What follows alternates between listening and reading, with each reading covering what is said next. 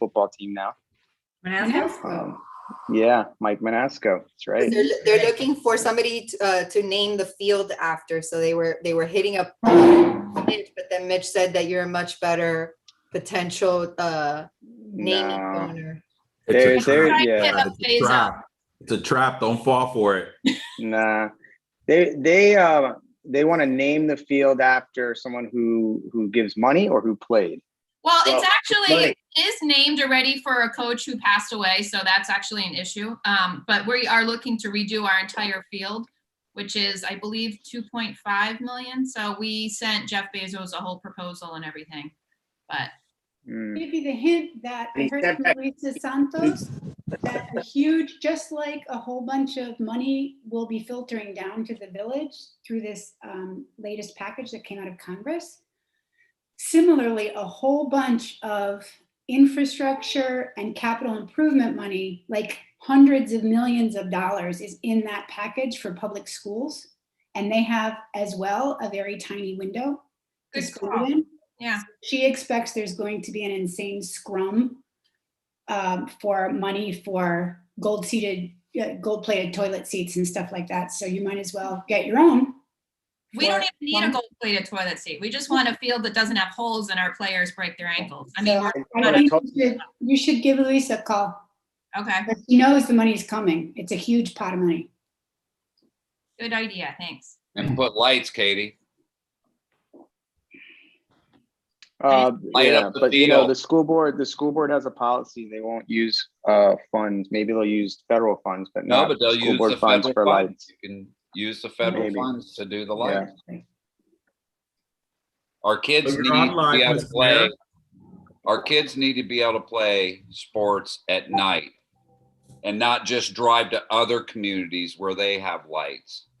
Is that fair that we make other communities have lights and we can have a light to play football or soccer? Come on, Totally really? fair. Yeah, that's Somebody- real fair.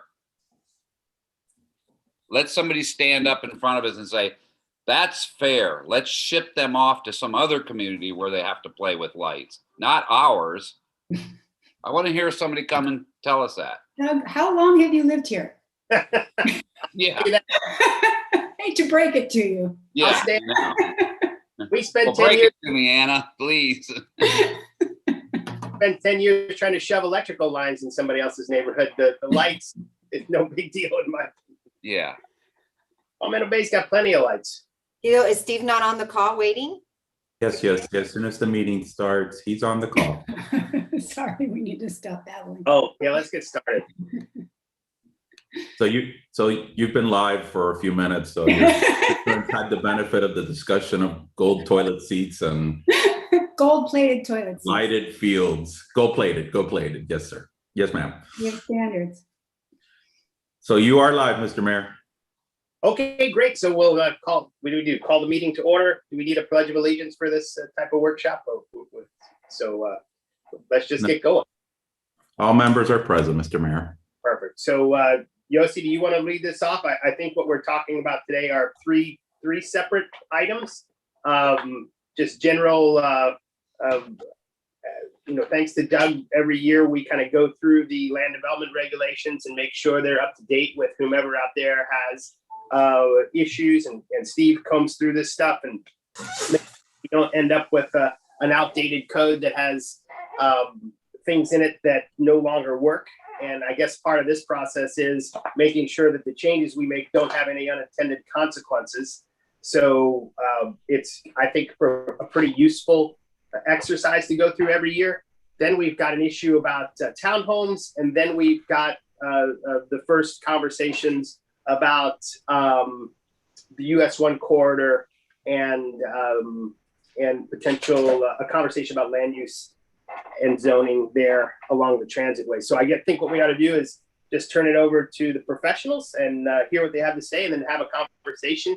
I don't think we should be in any hurry to do any of this stuff. If it's right, we should do it. If it's not, let's get rid of it, and let's have a lot of public engagement, make sure that everybody's heard about this and is comfortable with what we're doing before we go forward. So with that, Yossi, Steve, Yeah, I just want to, before Steve takes over, because he's really the one that knows this completely and in all detail, we do get feedback from our code enforcement officers. So some of the suggestions that you'll be discussing today also come from staff, and just the application of some of the codes and trying to work through some, unintended case in the system and enforcement stuff. So I'll let Steve go through everything. I believe he's had an opportunity to meet individually, so you've all been briefed ahead of the meeting, so that for the people that might be watching, they understand that you all have already gotten a lot of this detail and have had it for at least a week, I believe, to review everything. Okay, go ahead, Steve. Yeah, good morning, Mayor, Council, Manager. Steve Olmsted, Planning Director for the Village of Pinecrest. So as the mayor indicated, we've got three subjects that we'd like to review with you this morning. One is the land development regulations, the proposed amendments. And because we have all, consistently reviewed these land development regulations over the course of the last several years, this particular round has a lot of minor items that need to be addressed as identified by code enforcement officers in their daily administration of the code, and staff, and also comments that we've received from village council members and the like. I can go through each of the items in the land development regulations, or just touch upon what I think are going to be the larger changes that might be a little bit more controversial, if you'd like. And then following that discussion, so the purpose is to review the proposed amendments, but also obviously to get your input and determine if there are any other changes that you think should be made that can be included in this ordinance, in a draft ordinance that would be considered at first and second reading, obviously in the future when we have a complete draft. And then following that discussion, I know we've talked about the history of townhouses in the village of Pinecrest. And there's a segment here on townhouses. And then I'd like to start the discussion about allowing increased densities and intensities adjacent to the transit stations that will be developed and improved in the village of Pinecrest. And so that's just meant to be a general discussion and to introduce to you some facts and some recommendations to get the discussion started. So with regard to the land development, and also I just wanted to mention, we do have a hard copy of everything here that is available. If you'd like, there's a copy on Priscilla's credenza for each of you. So how would you like to proceed, Manager and Mayor? We can review these line by line, or we can just talk about what I think are going to be the more controversial, more significant changes. What do you guys think? I'm okay with the controversial stuff because that's the most fun. But line by line, somebody tell me, Katie, Shannon. I would say just the stuff Steve highlights. So line do you? Line is, I don't know. Do each of you have a copy of the land development regulations in front of you, or do I need to share my screen? Mm-hmm. It's sharing. It's easier to follow along with you, so we know exactly where you are. Okay, let me see.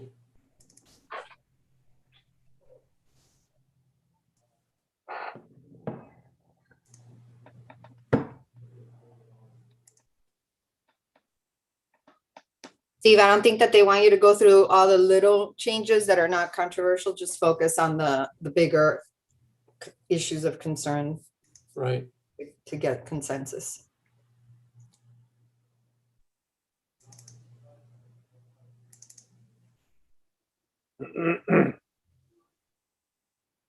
Okay.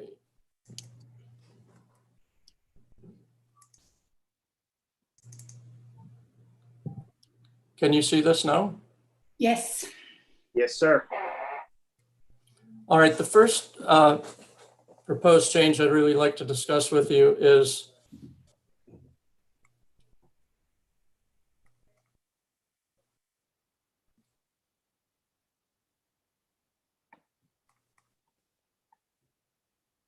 this here, changing the FAR in the RU1 district is just a typo. It's always been 0.30, so that's not a change.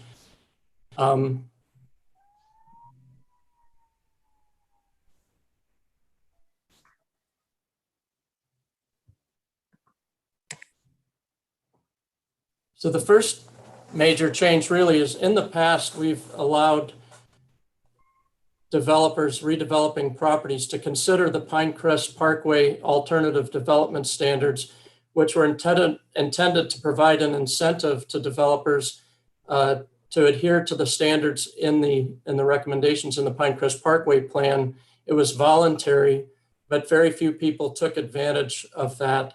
And so even though they incorporated some of the recommendations with regard to landscaping, buffers, et cetera, at the, with staff's review and encouragement, we weren't really getting the compliance with the recommendations of the plan that we wanted. And so we're recommending now that we take these recommendations of the adopted plan that was adopted in 2012 and making those requirements mandatory in the redevelopment of properties adjacent to the Pinecrest Parkway corridor. So rather than being voluntary now, they would be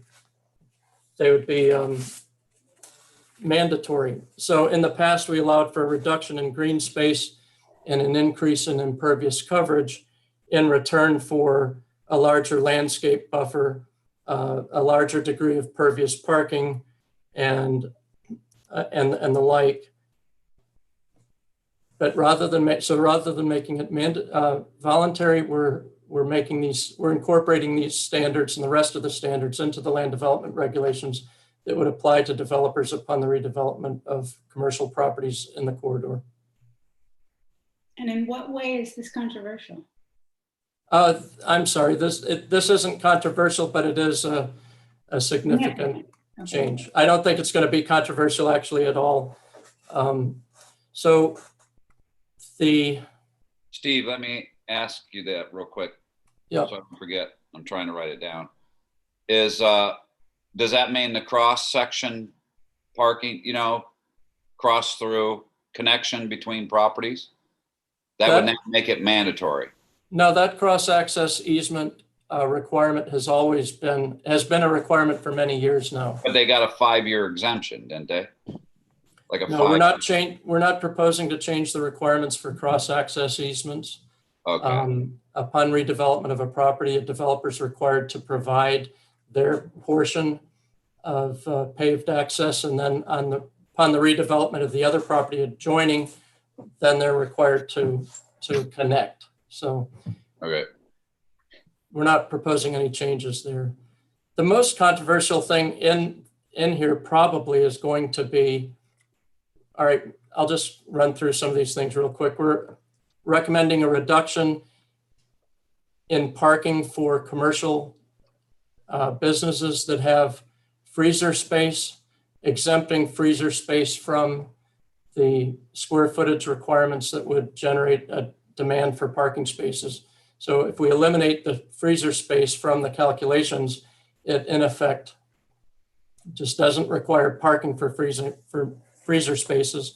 And that was a change proposed by Vice Mayor Kraft. I think that came about also with some of the grocery stores, right? Like when they were being developed, we realized like the requirements for parking were excessive because of the way that it's written now. It's a total square footage, and then that's how the formula works. But in fact, you're not going to have people in certain areas because it's just for storage. Well, it started with Whole Foods. Right.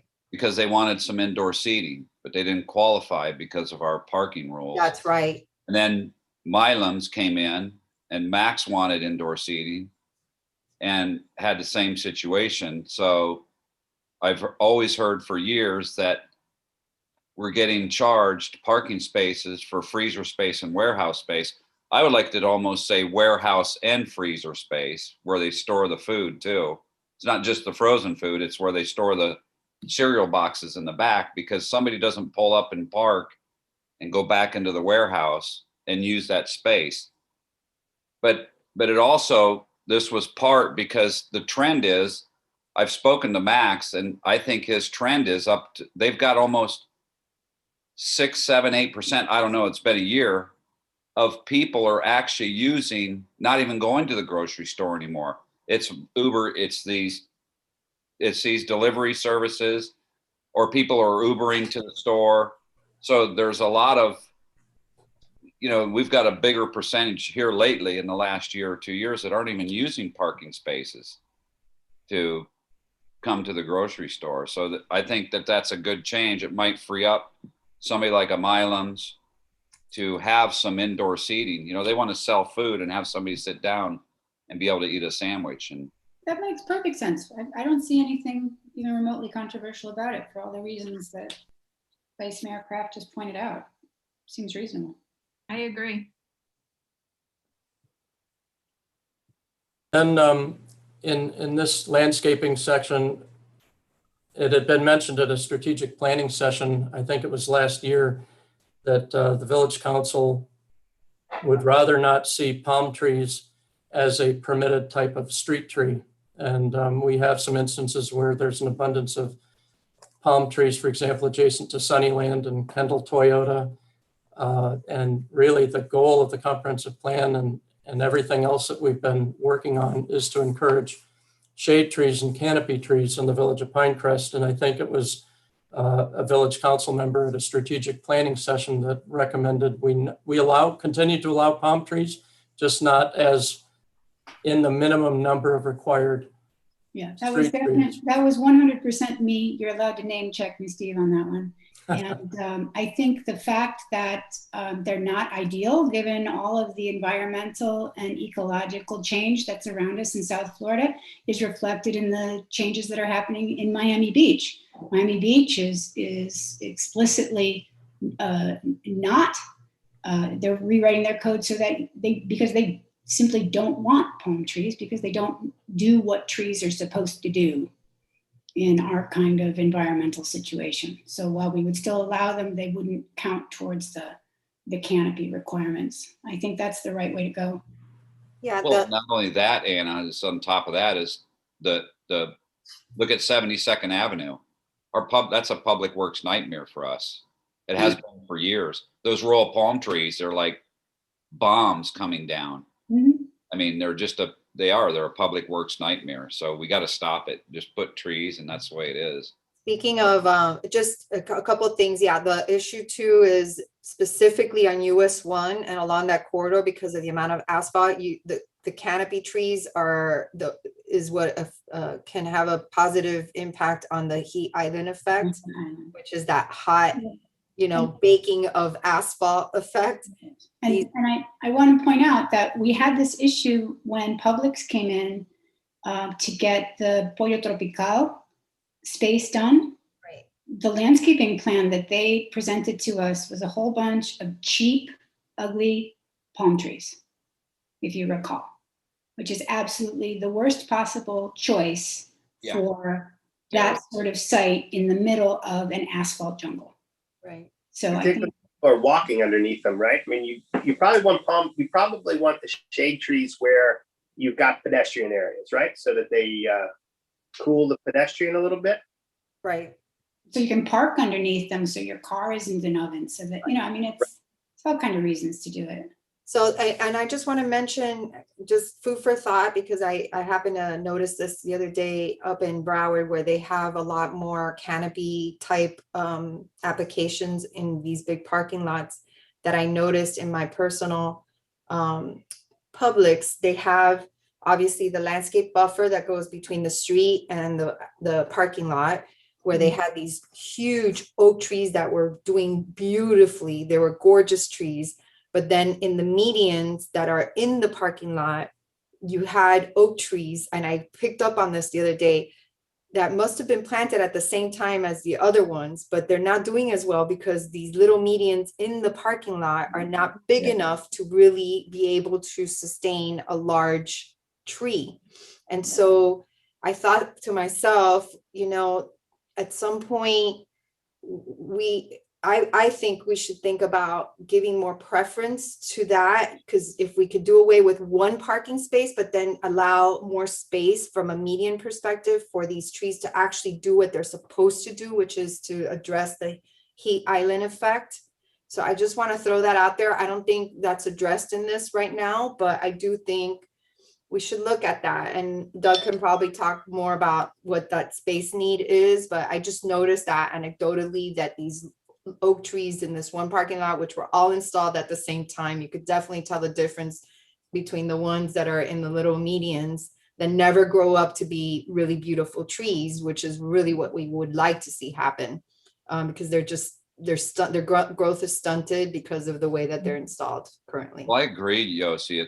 It's not, we got to think about 30, 40, 50 years down the road for the generation that we're bringing up here now that gets to come here and visit Pinecrest, and they go, wow, they really did it right back then.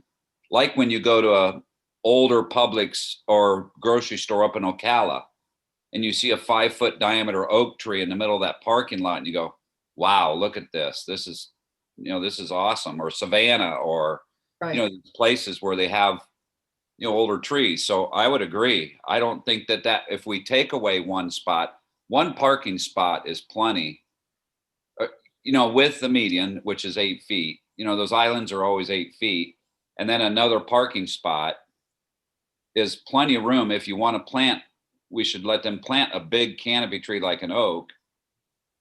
In the center of the In parking lot. 30, 40, 50 years, that's going to be a beautiful spot. I mean, it's only going to make their shopping center look better in 40 years. I mean, that adds value to their whole property. So I would agree, but I don't think that taken away, like if they have to have 50 spots and we take away one, that shouldn't count against them. That Right. should still be counted as their 50.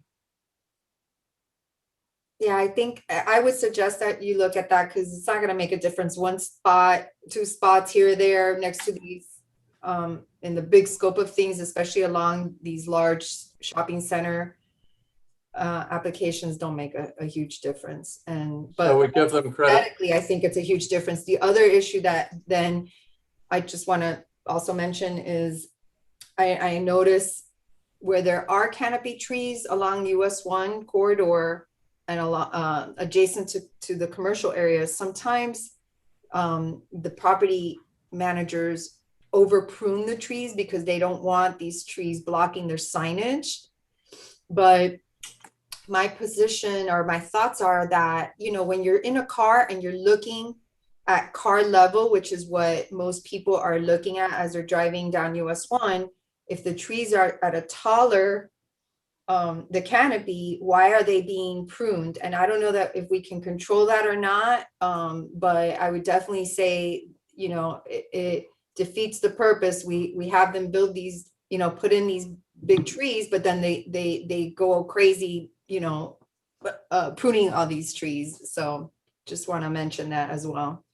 So Yossi, this is an example, if you can see it on your screen, of a 15-foot sign. And we're recommending that the maximum permitted height of signs in Pinecrest be reduced from 30 feet as it is currently to 15 feet. This is actually a sign at a Lexus dealership in Collier County, Florida, just north of Naples. And Kendall, Toyota, Lexus of Kendall have agreed to reduce the proposed height of their sign to 15 feet if, in fact, the Village Council adopts this proposed amendment. It's recommended, it's in the proposed land development regulations, a proposed reduction in sign height for 2 reasons. Number one, it was recommended in the Pinecrest Parkway corridor plan as being a more attractive type of sign, certainly at a smaller scale. And also, as the village manager indicated, having a lower sign will stop people from hat racking their trees to prevent them from blocking the view of the sign. By having the sign lower underneath the trees, I think the signs are going to be more visible, allow for the trees to be better taken care of, and it's going to provide for better overall height in general. There are many, contrary to what some people might tell you, there are many signs on Pinecrest Parkway that are 15 feet and even less and lower. So I think I'm very comfortable in recommending this. I don't think it's going to be necessarily controversial, but Sounds like a great idea to me. Well, but So- are there, Mr. Olmsted, are there any signs that are higher than 15 right now that would have to be, would they just be grandfathered in, I assume, or? All of those signs would be considered non-conforming signs and would be allowed to, we would allow them to continue. We would allow property owners to maintain those signs. There is a provision in the code where if the village council determines that it's a non-conforming sign, they can notify the property owner and give them a certain amount of time to come into compliance. But our approach has always been just to allow these nonconformities to continue to exist as provided in the code, to continue to allow them to be maintained. But if they're destroyed or removed, then any new sign in any new development, Regions Bank, for example, is going to have a low, I think it's going to be like a 10-foot monument sign. New development going forward would be required to have these signs, but the existing signs that are over 15 feet could remain. That, and I just do want to mention to council that there are cities that take an approach, a more aggressive approach in bringing about the changes when they do have changes to their sign code. And Chad can talk about it. I think Chad or Mitch, Cutler Bay, if my recollection serves me right, changed their sign code, and then you can, as an elected body, you can say you have, 5 years, 7 years, 10 years to bring it into compliance and put a finite amount of time by which all signs must be brought into compliance. And Chad or Mitch can talk to that a little bit. Sure, I'll address it. Yeah, we have been very successful in other cities in adopting an amortization period for signs. And in particular, as Yossi mentioned, in Cutler Bay, they did one for monument signs or pole signs, where all pole signs had to be removed after a certain amount of time, and everything is monument signs. In fact, the mayor was actually involved too, and it's really changed that community. There are legal parameters, obviously, because you have to allow the property owner to amortize out the cost of the sign. But I would say, Cutler Bay started that about maybe 13, 14 years ago, and maybe they have 3 or 4 signs left that haven't complied. I mean, they had hundreds of signs that they've gotten to comply. So other communities have done it too. So if that's something the council wants to do, we can prepare it and include that in the I'm not code. even aware off the top of my head whether there are any monument signs that are higher than 30 feet on the Parkway. No, there shouldn't be any that are higher than 30 feet. I think we're talking about the ones that are between 15 and 30 feet. It depends on how council wants to address them. We could either allow for amortization and eventual removal, as the village attorney has indicated, or we could just require them to come into compliance at the time they develop new signage. I think putting a 10-year timeline on it is quite generous. It really depends on the cost. So, usually you start with, there's usually like a 5, 10, 15, you give different brackets, and you allow the property owner to come in and demonstrate. If they don't want to comply, they can come in and demonstrate that their costs exceeded, that their sign was not amortized out in that 10-year period, for example. That makes sense. I mean, these signs don't have an infinite expected life anyway, right? Correct. And a lot of times they put down the value of the sign when they pull their building permit. So it kind of somewhat boxes these folks in.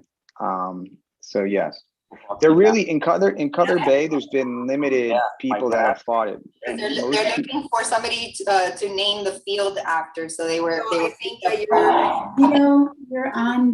not on mute. Yeah. There you go. Sorry. I was just going to say, I'll finish in just saying, in Cutler Bay, out of the hundreds of signs, there's not one person that's challenged it. They've all come in and they've complied, and they've been happy to do it because it really upgraded their facility. So there are just 2 other amendments that I'd like to discuss with you that I think warrant discussion here this morning. Hey, Steve, I'm sorry, before you go on, can we go back to division 3.9 on page 5? Just a little wordsmithing, because we get stuck in these circles sometimes in the code on when to schedule meetings and notification, et cetera. I think on that line, on that 1, 2, 3, 4, 5, 6, 7, on that 8th line that starts council at its next regular meeting. Right. I think it'd be clearer if it read council at a regular meeting following notification. And that avoids the pitfall of the chicken and egg. When was it noticed? When is the next meeting? When, you know, so if it just says at a regular meeting following notification, it just makes it clearer. Yes, sir. Thank you. And I think Chad and I had discussed that as well, but you're right. So it doesn't box us into necessarily the very next meeting. All right. Thank you. The last 2 changes that I'd like to discuss with you. One is a requirement. Right now, we require tree trimmers to be registered in the Village of Pinecrest. And a proposed amendment here would require registration of all landscapers. Anybody mowing lawns, trimming bushes, trimming trees. And that's defined in the code. But so we would extend the requirement for registration from just tree trimmers to all landscapers. How would they do that? Go to business licensing and just sign up, or just sign up through the planning department, or what? They would register with the building and planning department. That's correct. Is there a fee involved? Can we make it online?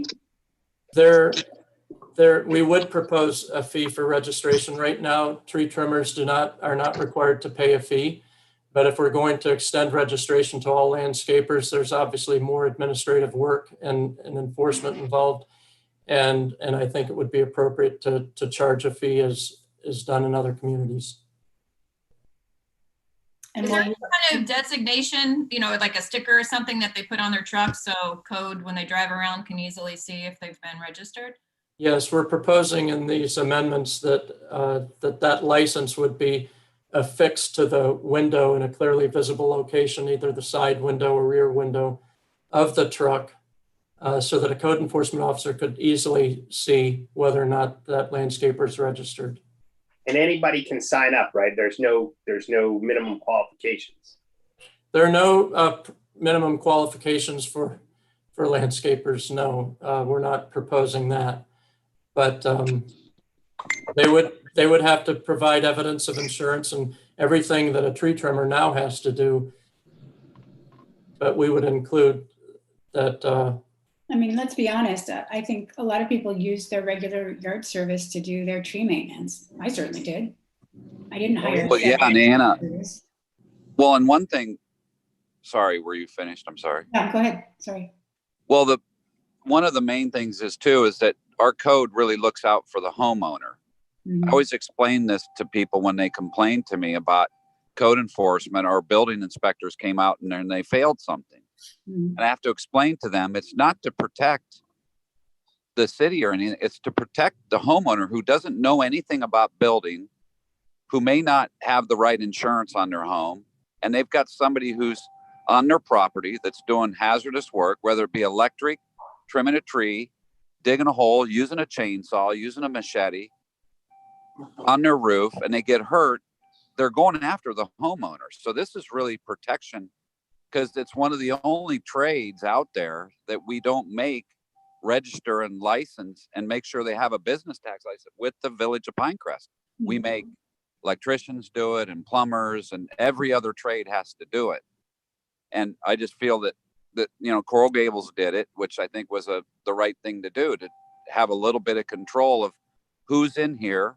Are we taking care of the citizens who are, you know, older and they really don't know who's on their property? At least the city knows that we've done our due process and checked to make sure that they have the business tax license, they have insurance, and you know they've read our rules, they know what our rules are, and they have to abide by them. So yeah, like not parking on sidewalks and blocking streets. Well, but yeah, because they sign when they register, they have to sign that piece of paper that Steve gives them and says, we've read through all the rules and we acknowledge this is what we have to abide by. And so I just think it's good. We haven't done it. It's a multi-million-dollar business here in town. Yeah, So we could also try to, if we do this, we can work in also the whole issue of that before people prune trees on on client properties, that they contact our arborist, you know, so that we make sure that they're not hat racking trees. I've had cases, I just spoke to another one the other day, that their landscaper went in and she asked them to prune the tree and instead they just hat racked it. Next thing you know, they're liable for thousands of Yeah. dollars worth of fine.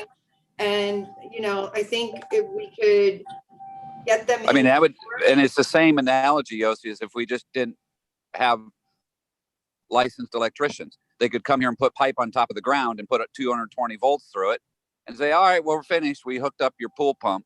Right. You know, I mean, and just leave. I mean, it's the Right. same thing, really. Well, and I think it lends a certain level of ease and streamlining, given the fact that we're considering, for example, the fertilizer ordinance Yeah. to be folded into the process so that people have to come in once and take care of all of those informational and professional training qualifications in one visit or you know, online.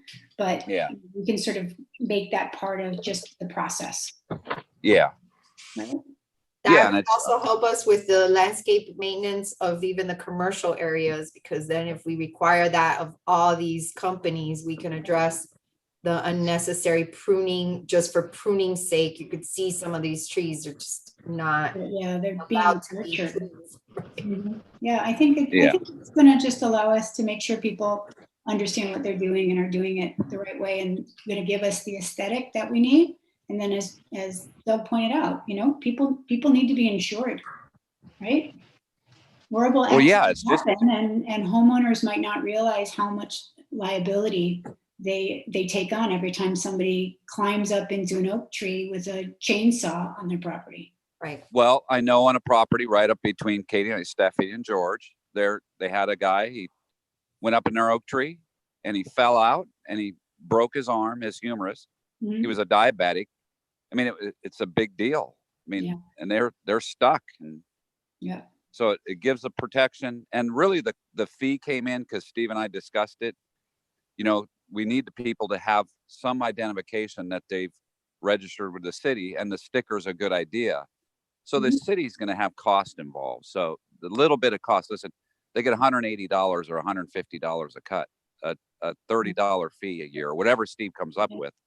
I don't think is We excessive. have the formula, right? The cost recovery formula that we established in our last fee update that the consultant gave to us. So I think we just, you know, run it through the formula and it will spit out an appropriate fee. Yep.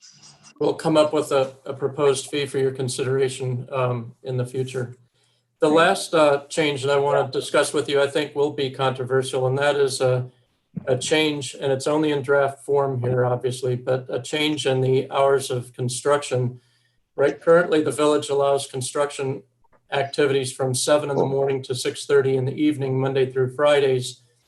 And we're proposing a change from 7 o'clock, starting at from a start time of 7 o'clock in the morning to 8 o'clock in the morning, and reducing, and the final time, so going from 7 to 6:30, moving from 7 to 6:30 to start at 8 o'clock and ending at 6 o'clock. It's basically an hour and a half of construction time that would be lost if this amendment were adopted. You'll recall we've received a few complaints, not a lot, but we've received a few complaints about construction noise over the course of the last few years. And we've adjusted construction hours in the past. This would be a further reduction in the amount in the construction hours. I did some research. Palmetto Bay allows for a start time at 7 o'clock, same as Pinecrest. South Miami allows for a start time at 7 o'clock as well. In Palmetto Bay, they have to stop by 7 in the evening. South Miami at 6 o'clock. Currently, as I said before, Pinecrest allows construction to start at 7 o'clock and end at 6:30. This proposed amendment would delay the start time to 8 o'clock in the morning and require all construction to stop by 6 o'clock in the evening. If I can chime in, that one of the other issues is that, of course, if you're gonna start at 7, you have people arriving a lot earlier than that, which was the problem, that you're getting these huge trucks coming in that, you know, roll on into the neighborhoods while people might still be sleeping. So, you know, potentially, you could maybe consider something different on commercial areas versus residential areas. It's up to you, but I just wanted to point that out, that that's really what is behind this. On the flip side, you can make arguments that the earlier it is, the better, because it's cooler. But, you know, obviously food for thought for you guys to discuss. This is 7 days a week or just on the weekend? No, 7 to 6:30 would be, or 8 to 6 o'clock would be Monday through Friday. And then on the weekends,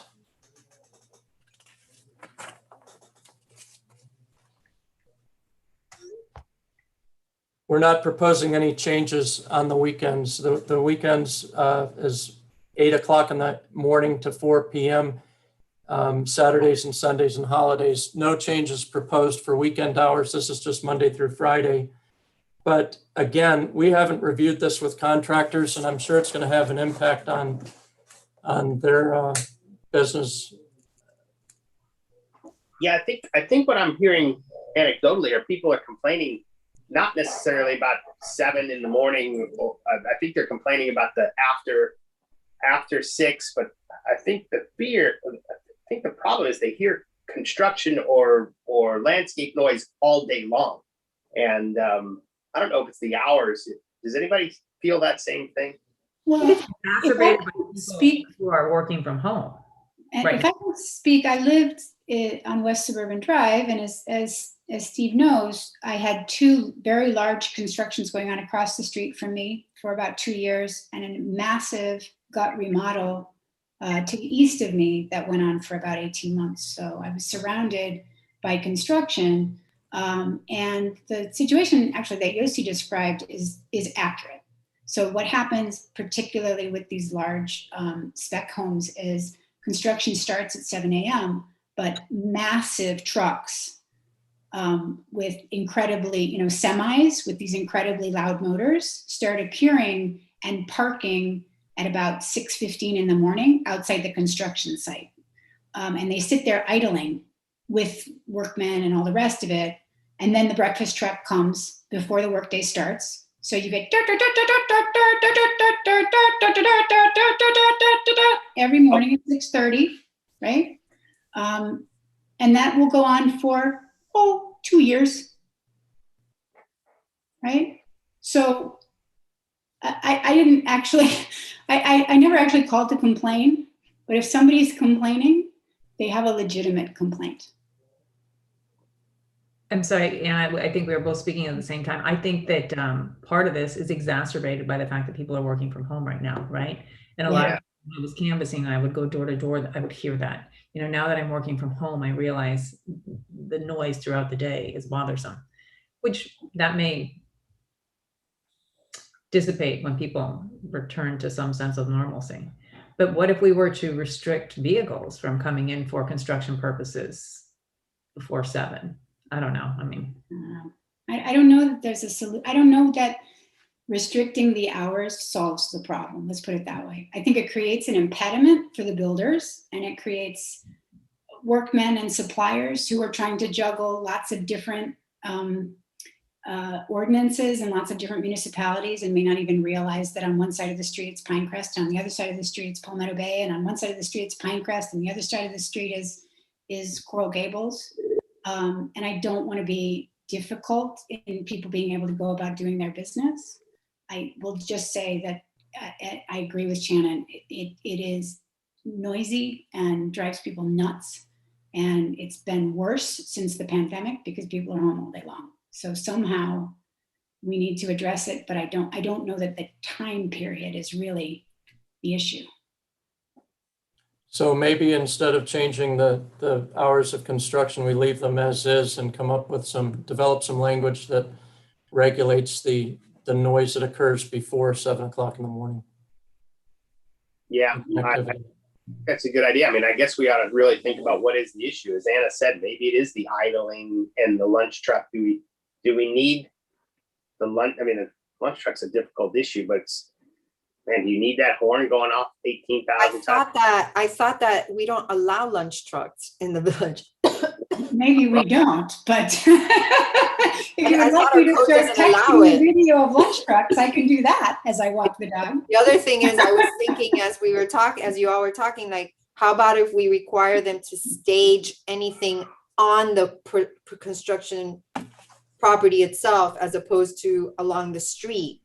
Because, you know, why are all these why aren't they pulling up into the construction site that's, you know, on property as opposed to, you know, affecting the entire neighborhood, as, you know, they're idling and parking all along the side of this road for these. I don't know if that's gonna solve the problem. I have right now, my next door neighbor's putting in his basketball court in the back. And the trucks are backing up, and you know, these big trucks, when they back up, they go beep, beep, beep. And it's literally right there. And it just stopped when I unmuted, but it's been going on for about 10 minutes. So I don't know if having them go onto the property is gonna solve the noise issue. But what do you, let me go back to the lunch trucks. It's almost impractical to exclude a lunch truck, right? Like where are these people going to eat? And maybe we can regulate the lunch truck with the horn, or sometimes it's not the lunch truck that's offensive, right? It's the horn. The music, yeah. Right, but again, is an ice cream truck offensive? Remember the ice cream trucks back in the old days? I mean, would you exclude an ice cream truck? There's actually an ice cream truck that runs around my. At 6:30 in the morning. Yeah, I think that, like most things with code, it's the scale and intensity that's the problem. It's not the sound itself. I don't think anybody would lose their mind over the beeping sound of a truck in reverse if they weren't listening to it for hours and hours at a time every single day for months on end. And if you've got a major construction happening, you know, you're talking about, you know, entire calendar years of this kind of noise. So what do you tell them? Take the beeper off? I mean, then you've got a safety. I don't know, but whatever. No, I think that's the hard part of this, is figuring out exactly what to do, right? You can't not have a lunch truck because these guys got to eat. Right. So what do we do? Quiet. We got to tell them not to use the horn. Or I like the idea, right, of staging. You can't idle your truck. You can't stage till whatever set or something. There's got to be something we can do. I don't know. Can we prohibit idling vehicles in general? Is that something like these, you know, delivery trucks, things like that? Can we regulate idle? No, No. that's a very interesting idea that has caught on in northern cities. And this is the first time that I think we've been asked about that, but I've been wondering about it myself. So I'm glad that you asked. If you'll give us an opportunity, I just want to look into that and see if we have the jurisdiction to do that now. I imagine that if we do it and it starts catching on, we'll get preempted next legislative session, but we'll get a year of no idling. But I did notice that all of the municipalities and counties in the area of New England where I was this summer had no idling laws, and you could be ticketed for extended idling. And a lot of, I mean, we can certainly can enforce that on our property.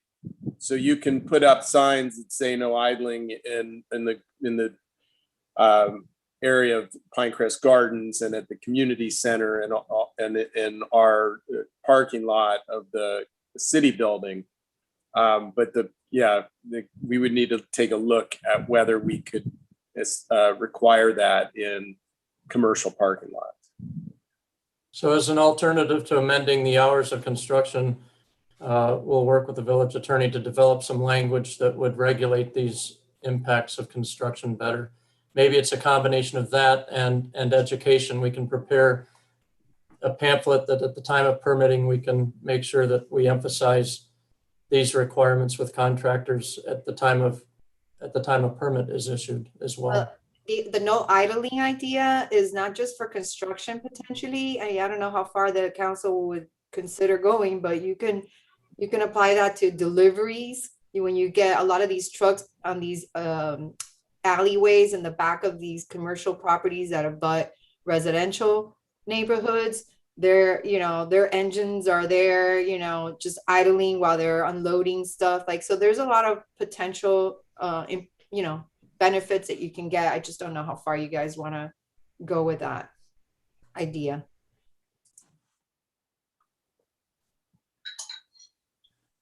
All right. Can Does the village I council ask have- one question? And Sure. this may be a simple no. One of the things that's always shocked me, since we're comparing ourselves to northern communities, is the fact that construction sites are allowed to exist in a semi-abandoned state for extended periods of time without being required to get a certificate of occupancy or closing out the permit. And I grew up in a community where if you were building a home, you had 2 years to get your certificate of occupancy. And if you didn't, you were required to tear it down. That's something we can look into. I know currently, as long as a person gets a successful inspection every 6 months. A single inspection out of Yeah, the hundreds of inspections you have in a construction. Yeah, that's unfortunately, we've been preempted on that, Anna. The building code is a unified building code across the state of Florida, and that requirement is within the building official's role. Now, the building official could be more aggressive, as they don't have to grant TCOs. They can move stuff along. It may be more of just how the building official wants to enforce the building code. But that inspection every 6 months, that's all regulated by the state. Right. FYI, we rarely issue TCOs in the village. It's not our practice. We actually require people to finish every single aspect of their project, including putting sod down, before we allow them to move into the space. Mm-hmm. Right. Well, but what pushed the whole TCO thing kind of went wayside because of the banks. The banks weren't issuing any money until COs. In the past, banks were more liberal and letting money go. But today's banking, they just don't allow it. They really make you have a CO. So that's why nobody really even cares about a TCO anymore. There's very rare cases. Doesn't even have to do with the grass. It was the whole banking system was forcing them to just get a CO before they could release money. That's a really good point, Anna. Just anecdotally, I mean, I remember stopping in one place where the lady said that they had ongoing construction in front of her house for 4 years. I mean, that's a long time. And we've all seen it, projects take forever. Yeah, we've all seen it. So But some of these houses are so large, though, it takes that amount of time to properly. I will say, that is a concern, and we have been successful in other communities that for projects that are trying to game the system that way, to the extent that the building official wants to declare that the building is unsafe for whatever reason, because there might be certain violations because they're taking so long, going to the Unsafe Structures Board is an option. We've done that in the village before, and that does help to move it along in those cases.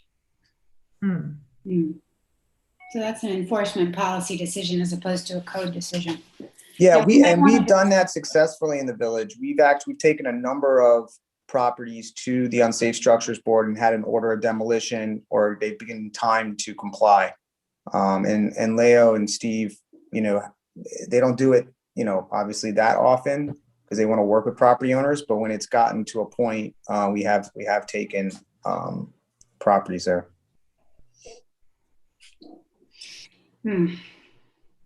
So would the village council like to discuss townhouses now? I actually wanted to bring up something about the signs, if you all would indulge me. I wanted to get your opinion on something that a resident brought to my attention, and I have seen as well, in regard to the temporary non-commercial sign regulation. As you all know, during election time, the candidates put up yard signs in yards, and although they have 90 days, they don't always put it up 90 days before the election. They might put it up earlier, for example, and it's very difficult for code to track individual houses and how long they've been up. So one of the things I thought of is maybe we could, just for political signs, require the 90 days before the actual election date. I bet our Supreme Court ruling, the attorneys would probably say no, because all the signs, I think, have to be the Yeah. same in a 90-day period. I mean, then you'd have to say contractors can only have their signs up, or a realtor can only have their signs up for 90 days during this period. I don't know how you do it. So I can address that. Our code used to have a 90-day period for certain temporary signs, including election signs. However, once the Reed versus Gilbert case came out from the United States Supreme Court, that changed the way how governments can handle temporary signs.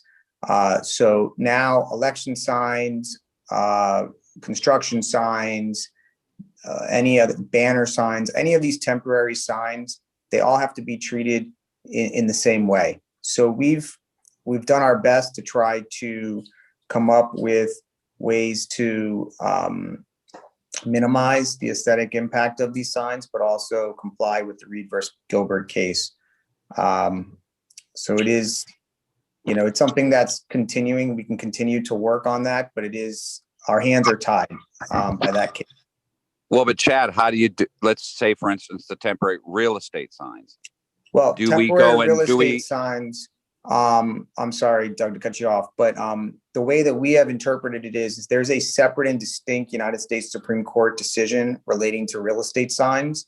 So we treat them a little bit different than the other temporary signs. And that's never been tested, but we feel comfortable since there is a case that's directly on point relating to. So they don't have the 90-day thing. Correct. Well, we don't. Yeah, we have different sizes for them, and they don't have the 90-day requirement. Correct. Okay. I don't recall that. I don't think we do. I have to check. Maybe Steve. Well, I just don't know how you would. My statement was I don't know how you police that, Chad. Because what are you going to do? Go put a sticker on each one with the date on it? Oh, the realtor put this sign up on May 15th.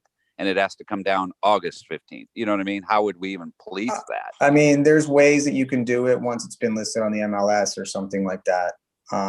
But well, I mean, there's 100 right now. There's 120 something homes for sale in Pinecrest. How we can drive around to 120 homes? I mean, it's impossible. The other thing is that the way that our code is written, even if that were to apply to the real estate, I can speak to this on the election signs, at least, that you can have it up for 90 days, take it down one day and put it back up. So we, during the elections, our code enforcement officers were actually going out and writing on the back of the signs the date that they saw it and making notes. But then it becomes like, and it's just a nightmare for enforcement, quite frankly, because it's onerous, so we just decided almost kind of like, whatever, it's election time, you're going to have to live with signs.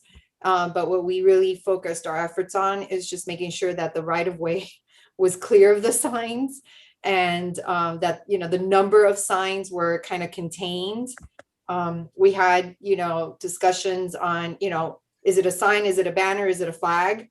All these different things that nuanced, especially with this last election, it was a nightmare. So we decided that a flag was a flag if it was flown on a flag pole, the way a flag would be flown.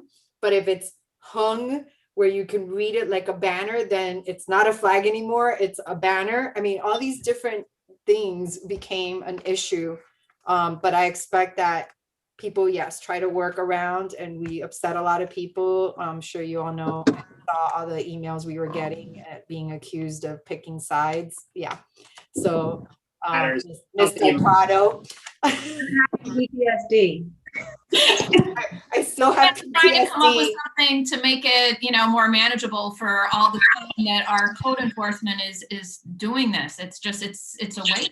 It was really onerous. It wasn't just code enforcement, it was public works. I mean, for 2 weeks there, 3 weeks, that's all we did was just like try to contain the sign pollution in the village. Yeah. Wait, Matt, I'm sure I'm taxing you here, but what is the holding in Reed versus Gilbert? Exactly, that you can't So- treat political signs differently than any other sign? Actually, the Reed versus Gilbert case stemmed from a church actually putting out a sign saying "Come to church services," but it was a temporary sign that they were putting out like every week around town. But what the court said is that temporary signs all have to be treated the same, and they can't be. They have to be treated the same regardless of content. So historically speaking, sign codes and the sign laws had allowed local governments to adopt different parameters for different temporary signs. So we, in the village, for example, we had a regulation for construction signs, for political signs, for banner signs. They were all different regulations. And it was never thought that there was a content distinction when someone said, that's a political sign and that's a construction sign. That was never considered to be a content distinction that a person was making. The Reed versus Gilbert case said, oh no, that's not the case, because if you put a construction sign next to a political sign, you are making a conscious decision based upon content, which is which. Mhm. And that's not right. Okay. So every sign code in the United States became unconstitutional pretty much from the ruling. And every city across and county across the country has been revising their sign code since. And what it led to was this weird thing where all temporary signs, you can't make that determination any longer that that's a construction sign and that's a political sign. They all have to just be treated the same. Okay.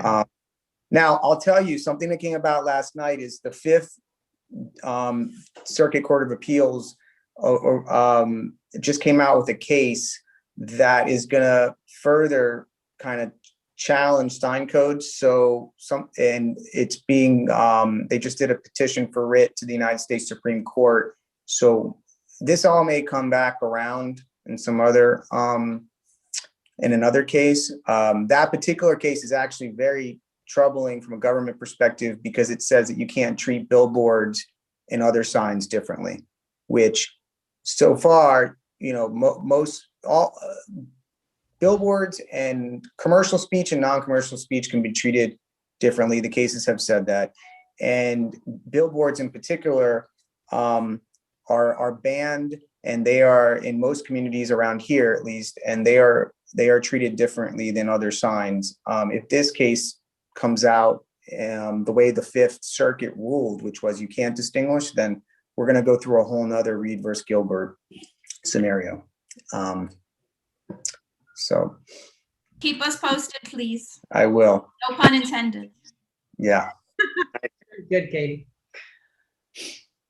Yeah, Yossi, I agree. I'm not sure if we did it automatically. We inevitably get a meeting in the office that somebody's complaining about something, and we end up not, just kind of letting everything slide. So we could have no political sign ordinance, and it would just make our lives easier. We regulated the number of signs, the size of signs, and in particular made sure that all the signs were located on private property out of the public right of way. And that's pretty consistent with most other communities in South Florida. But it's difficult because you've got different people competing against each other in elections, and it becomes a little heated. But we're able, I think, to administer the code very fairly, obviously, and consistently, and did the best we could. But it is a challenge every election season.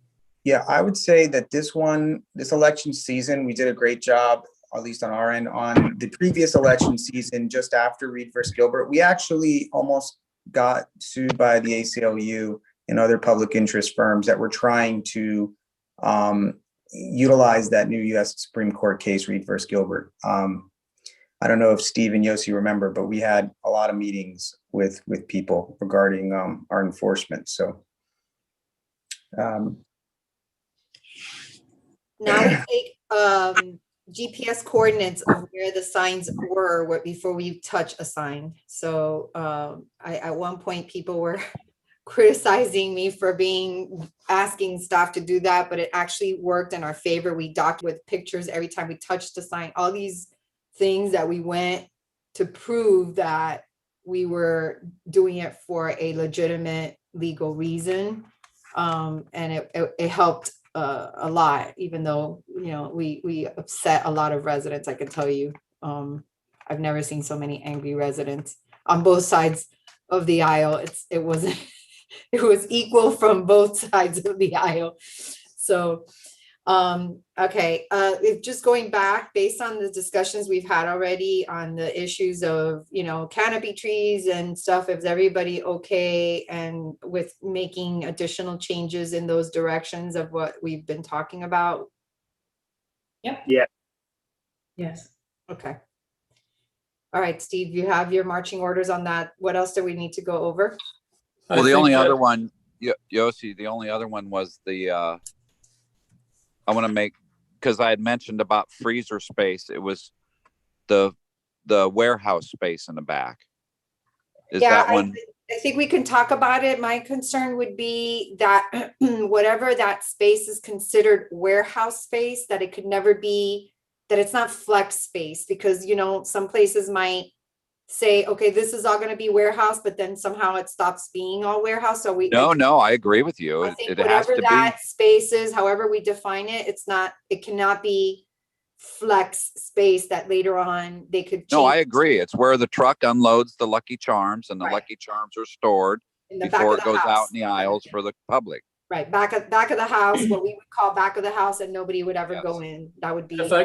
If I could just comment on that. I mean, a lot of our standards, I know the Urban Land Institute conducts parking studies, and they come out with published studies of all different kinds of uses. So they'll go and they'll survey these different uses and find out how many parking spaces are actually utilized and required at a certain size grocery store in a certain area of the country. And they'll do this, and they come up with these averages, which serve as pretty accurate guidelines.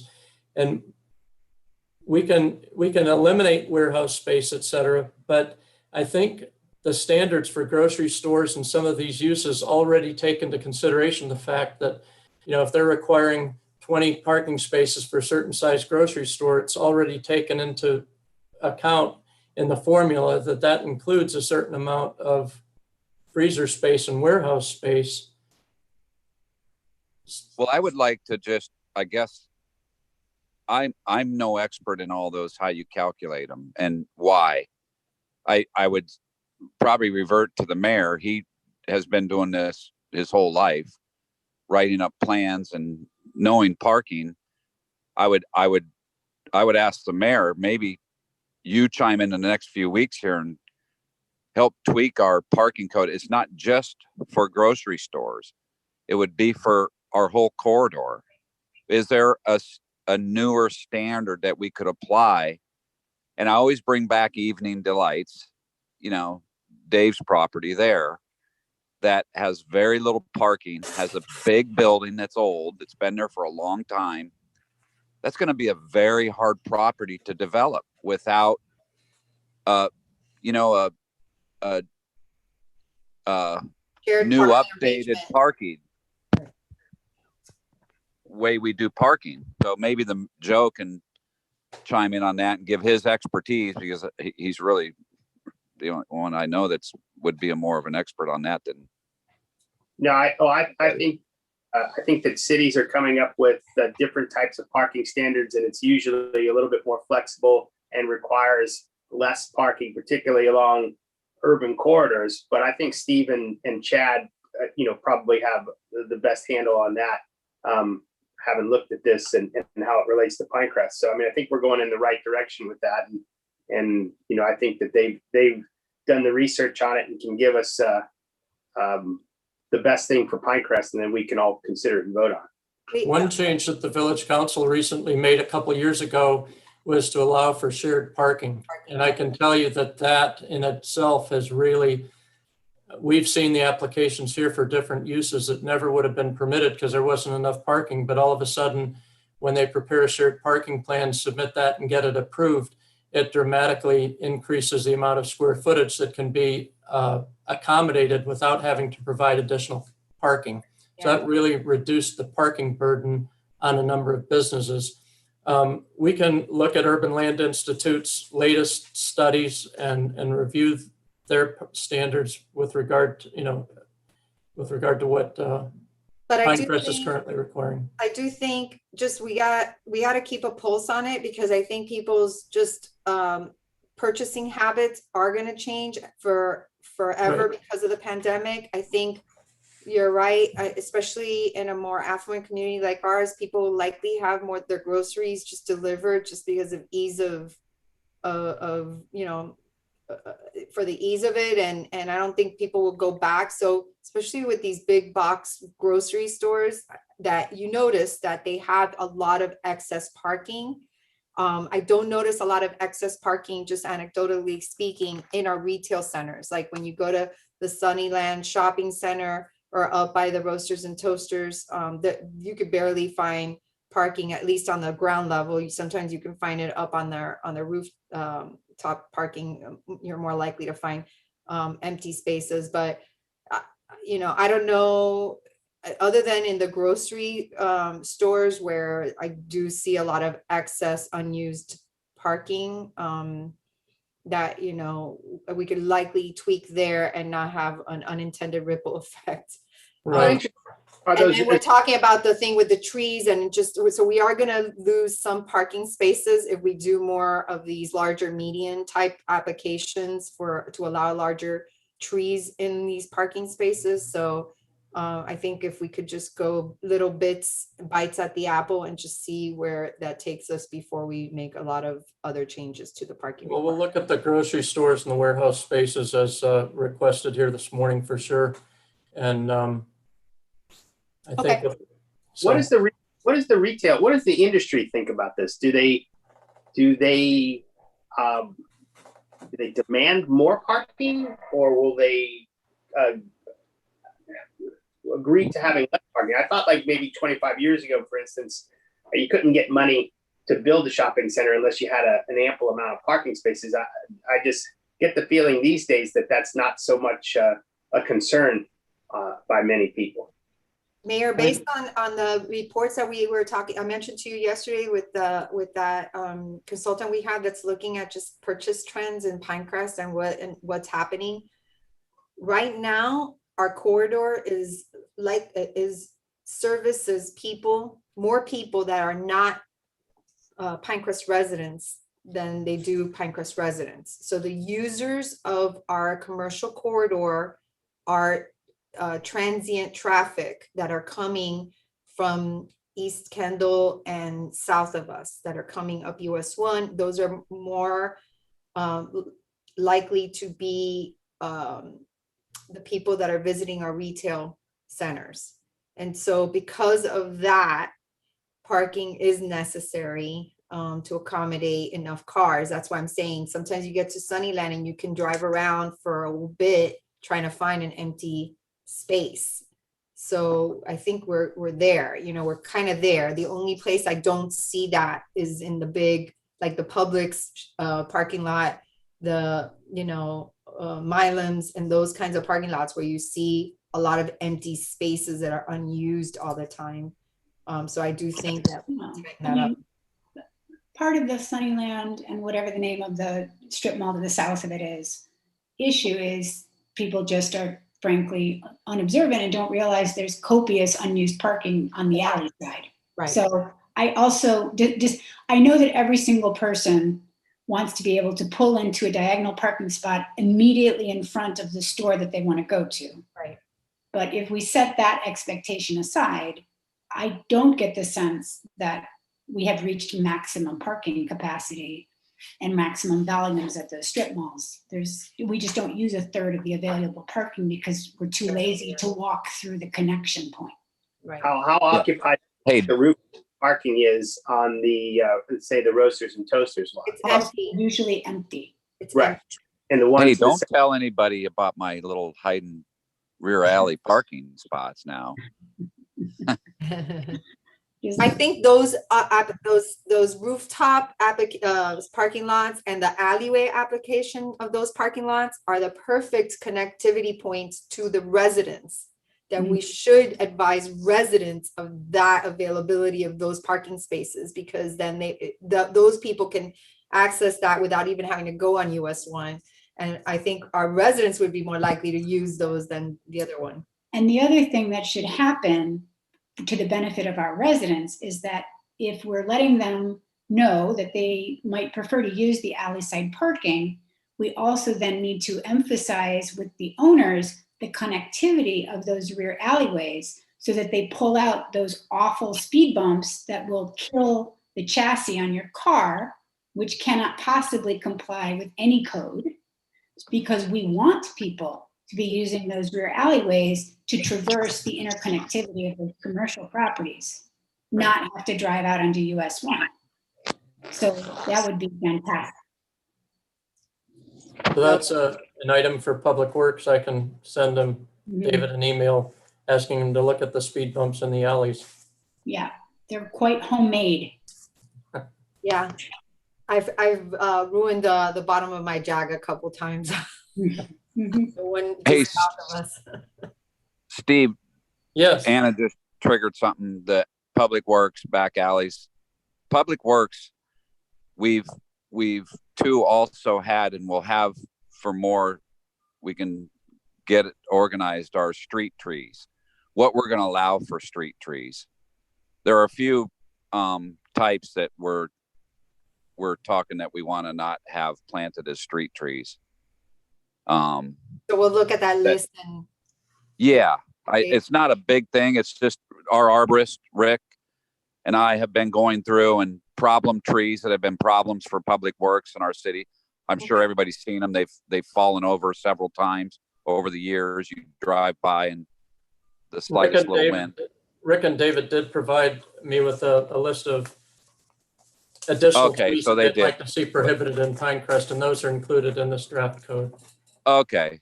Yeah, I just want to make sure that everyone's aware of that. We're going to kind of ban certain types of street trees because they're just not holding up. They're not meant to be street trees. They're not meant to be trees. And they're falling over and causing problems for our Public Works throughout the years, and it's a mess. And then people want to trim them like topiaries anyway, so. Right. So would you like to proceed to discuss townhouses, or the density issue is last? I don't know what your time constraints are. Yeah, let's get townhouses. It's next on the list. All right, well, it'd be the second tab in the notebook, if you have that. It's pretty straightforward. So townhouses used to be allowed in all of the multifamily districts in the village of Pinecrest. And the most recent example of townhouses that you'll be familiar with are the ones that have been constructed a few years ago, were constructed on the east side of Southwest 81st Road. Roberto Tarafa and his son built those townhouses across from the duplexes that exist on the west side of 81 Road, Southwest 81st Road. So that's the most recent project. The village in 2005 eliminated townhouses as a permitted use within the RU2 residential duplex zoning district. So the townhouses that you see on the east side of Southwest 81st Road was the last project that was approved in the RU2 district. I think it's an attractive project. I don't know what the controversy was at the time. I wasn't here. I don't know why townhouses were eliminated from the RU2 district. If you wanted to allow for them just on the west side of Southwest 81st Road, for example, we'd have to either create a new district or make an exception for townhouses only in that location, because there are other RU2 districts in Pinecrest. Yes, but So just to give a historical perspective of what happened, to my recollection, and Guido can probably chime into some of this, the village had looked at changing what would be allowed in areas that are considered transitional zoning areas, where you have residential abutting commercial. And specifically in that duplex area, the code had been changed to allow increased densities that would allow townhome redevelopment of our duplex properties that are mostly behind Sunnyland, but it's considered transitional zoning, adjacent to some of the other commercial areas, even up further north. They had adopted the code, and quickly thereafter there was an election. New elected officials were elected, and they immediately reversed that code change. And just in that window of time was when that one project was had already gone through the process. That's why it was allowed to continue and be developed. Can you repeat that? The thinking of the townhome, obviously it gets to some of the conversations we've had when we talk about aging in place and opportunities for people to not have to leave the community as they get older and just downsize.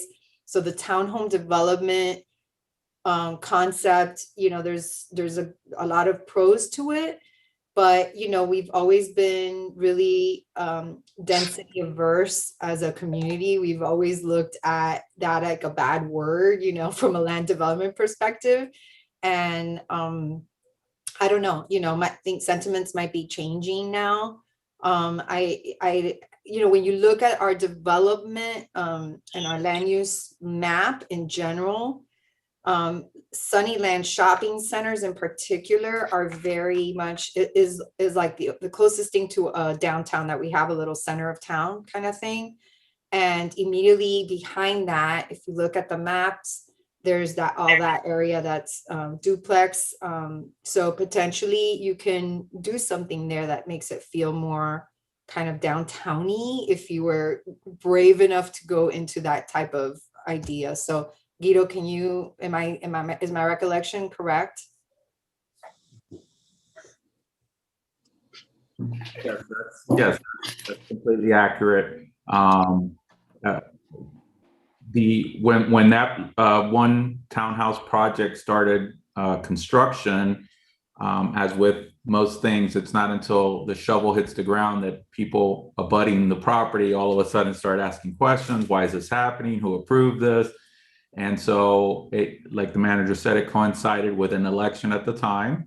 It had the attention of the new elected officials, and they immediately repealed the changes to the code that had been approved.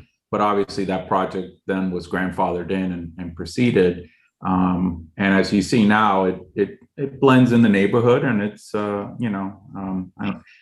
it's the change is always what's scary. May I ask a question? So this was, they changed the code to allow the townhomes, correct? Correct. And then the townhome gets built, and and the reaction was negative. Then do we know why the reaction was negative? Was it just they didn't like the look of it? I'm assuming, right? Because there's no other reason that anybody would suspect that this would be a negative thing. Mr. Mayor, it coincided, like I said, with the construction of the project. The townhouses hadn't even been built at the time, but it just became a political issue, an election issue. And so the new officials, 2008. Okay. I remember. I was on council. This is funny. I remember. In group that got in, knee-jerk reaction, and then started asking for less density and metro rail at the same time. So again, this is kind of the goofiness that was going on at the same that made us chop roads off, and now cars are falling off them, and we've got to fill with gravel, and they want metro rail, but they don't want density. That's all. Well, craziness. the thing too is that backs up. That backed up to the residential neighborhood right behind them. And there was a lot of yelling from those residents in the large lots right behind. Think about, I don't think we would need. Am I the only one who can't hear Doug? No, he's breaking up. Doug, Me neither. We can't hear you, Doug. You're breaking up. The Mm-mm. district, Nope, can't hear you. I think Doug. we just need to allow for that one. Doug, we Oh, can't can you hear me at all. now? Yeah, now we can. You were breaking up completely. We got it. Can't hear me? Now we can. I may have to sign back in. No, you're good. Okay. So, okay. His question is whether or not we should just limit it to that area on the west side So of I would- Southwest 81 Road. So I would just say that we would allow that use. Yeah, I think we should just limit it to that one area, that one strip behind Sunnyland, and that goes down to 120th. From 112 to 120th. Can everybody hear me now? Yes. Can everybody hear me? All right, this is working out well. I No. think, Hello? Doug, you need to disconnect and come back in because you come But I through think- and then you break up. Can you hear me now? Sounds like you're underwater. I don't know. I mean, Yeah, Sounds like you're in the car. If you're moving, that's creating an issue for your, for, yeah, I'm just going to a different spot. I'm just trying to go. I would say turn off your video, but you accomplished that already. Yeah. we could hear you better now. Yeah. Nobody wants to see me. Okay. So anyway, I think just changing that district, to allow that side of that road to do it. I don't think it means changing that whole RU2, that whole district to a different zone. I mean, what are everybody else's thoughts on that? I don't. Can I ask Steve to pull up the land use map for council to look at how that road is and how that whole area is and what other areas maybe have that or chat, And- one of you? And while he's doing that, Yossi, I would just like to say and get the input of everybody else on council. I've spoken to some people about if that was to be developable, is that the right word? Right. That we need to make sure that, so it backs up to an alley, my favorite parking spots, that really is the setback 15 feet there or 20 feet, and can we make it 10 feet? So that would allow a bigger square footage property to be built that's going to make it profitable for somebody to come in and actually develop the site. But I think on this one, it would be proper to sit down and get input from some of the developers that know what it would take to make them want to come in and develop that property, and sit with the council, have maybe another workshop with 4 or 5 or 6 of those people that could tell us, well, you'd have to make the setback 10 feet. You would have to have 5 units per lot, or 3.5 units per lot, or 4 units per lot. I don't know. But I don't think that I couldn't just say, all right, well, we're going to allow you 3 units per lot and 20-foot setbacks and go ahead. Well, they might all do the numbers and say, well, this isn't even doable. So they never do it. So we made a change and it was never really doable money-wise. So it'd be nice for the council, and if you guys know anybody who might have an expertise in that field, bring them to that workshop meeting with us, sit down and explain to us, well, this is what's needed. This is what you'd have to do. You'd have to make this setback. You'd have to give us 4 units per lot, and that would be doable. We would come in and develop something like that, because otherwise we're setting a guidelines for something I don't know anything about, or if it would really be profitable for somebody. And I would like to see that area. I would really like to see that area, developed like it is across the street, because I think it's beautiful. Right now, you look up on 82nd Avenue or 81st, and you just see telephone wire, the FP&L poles. and, you know, it's unsightly. I mean, I can imagine looking up and seeing brand new landscaping and new past, new landscaping, new building. Can you guys see this map here? Yes, we can see it. So So that's my idea. I just wanted to make you guys aware that the townhouses used to be permitted in this district, in this RU2 residential duplex district along both sides of Southwest 81st Road. And instead of getting 2 units, 1 duplex on each lot, it allows for an increase in density. The way that our regulations are currently written allows for example, instead of 4 dwelling units on 2 lots, 2 duplexes, the regulations that we have in place in the other districts, multifamily, would allow for 7 units.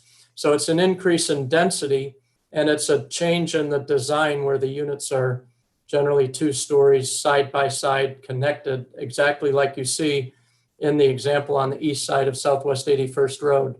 And I think what Vice Mayor Kraft is suggesting is he would like to see duplexes or townhouses allowed on the west side, east of this commercial development, only here, limited to this Southwest 81st Road and not to the other duplex zoning districts in the village of Pinecrest.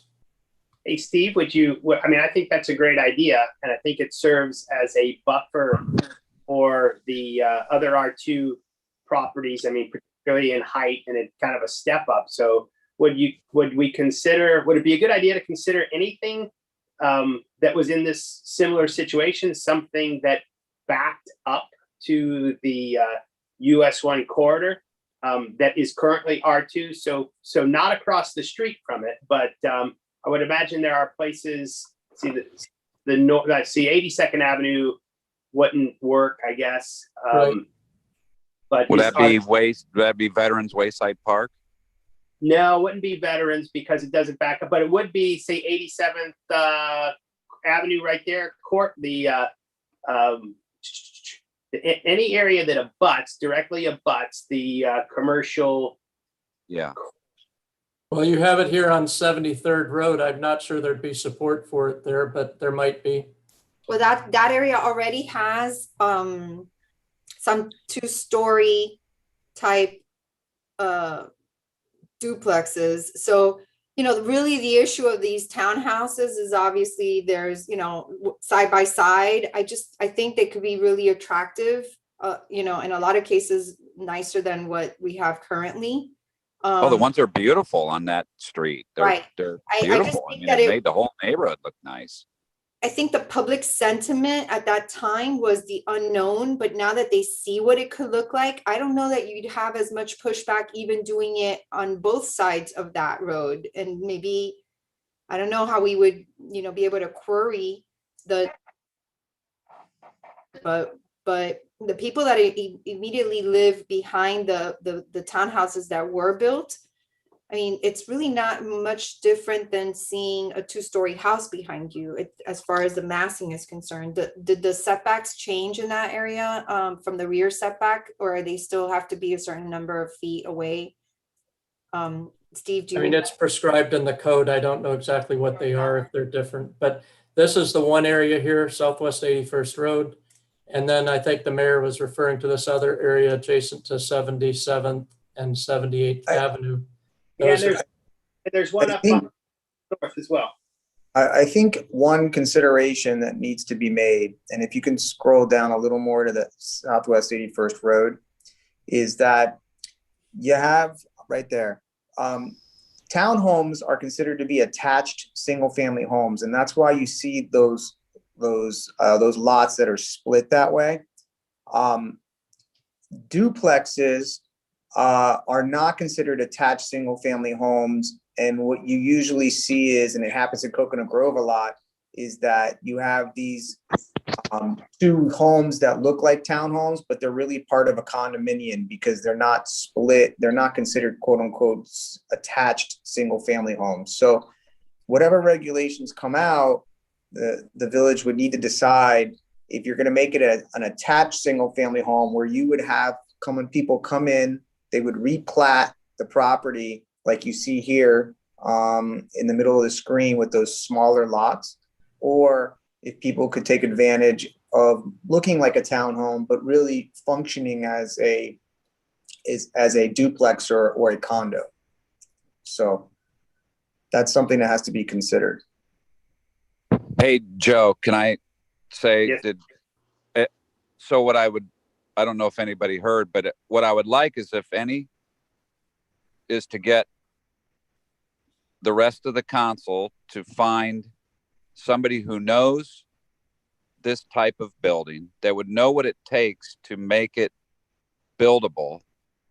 And Yossi and Steve and everybody else, let's bring these 5, 6, 7, 8 professionals that do this for a living and know what it would take to make this buildable.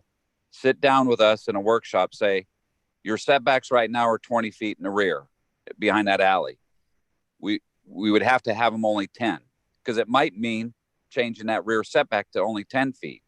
I walked it. It's a big setback right now, and I don't think that that's needed. And I walked with somebody who does develop, and it was a large area, and you don't need that large of an area in a townhome.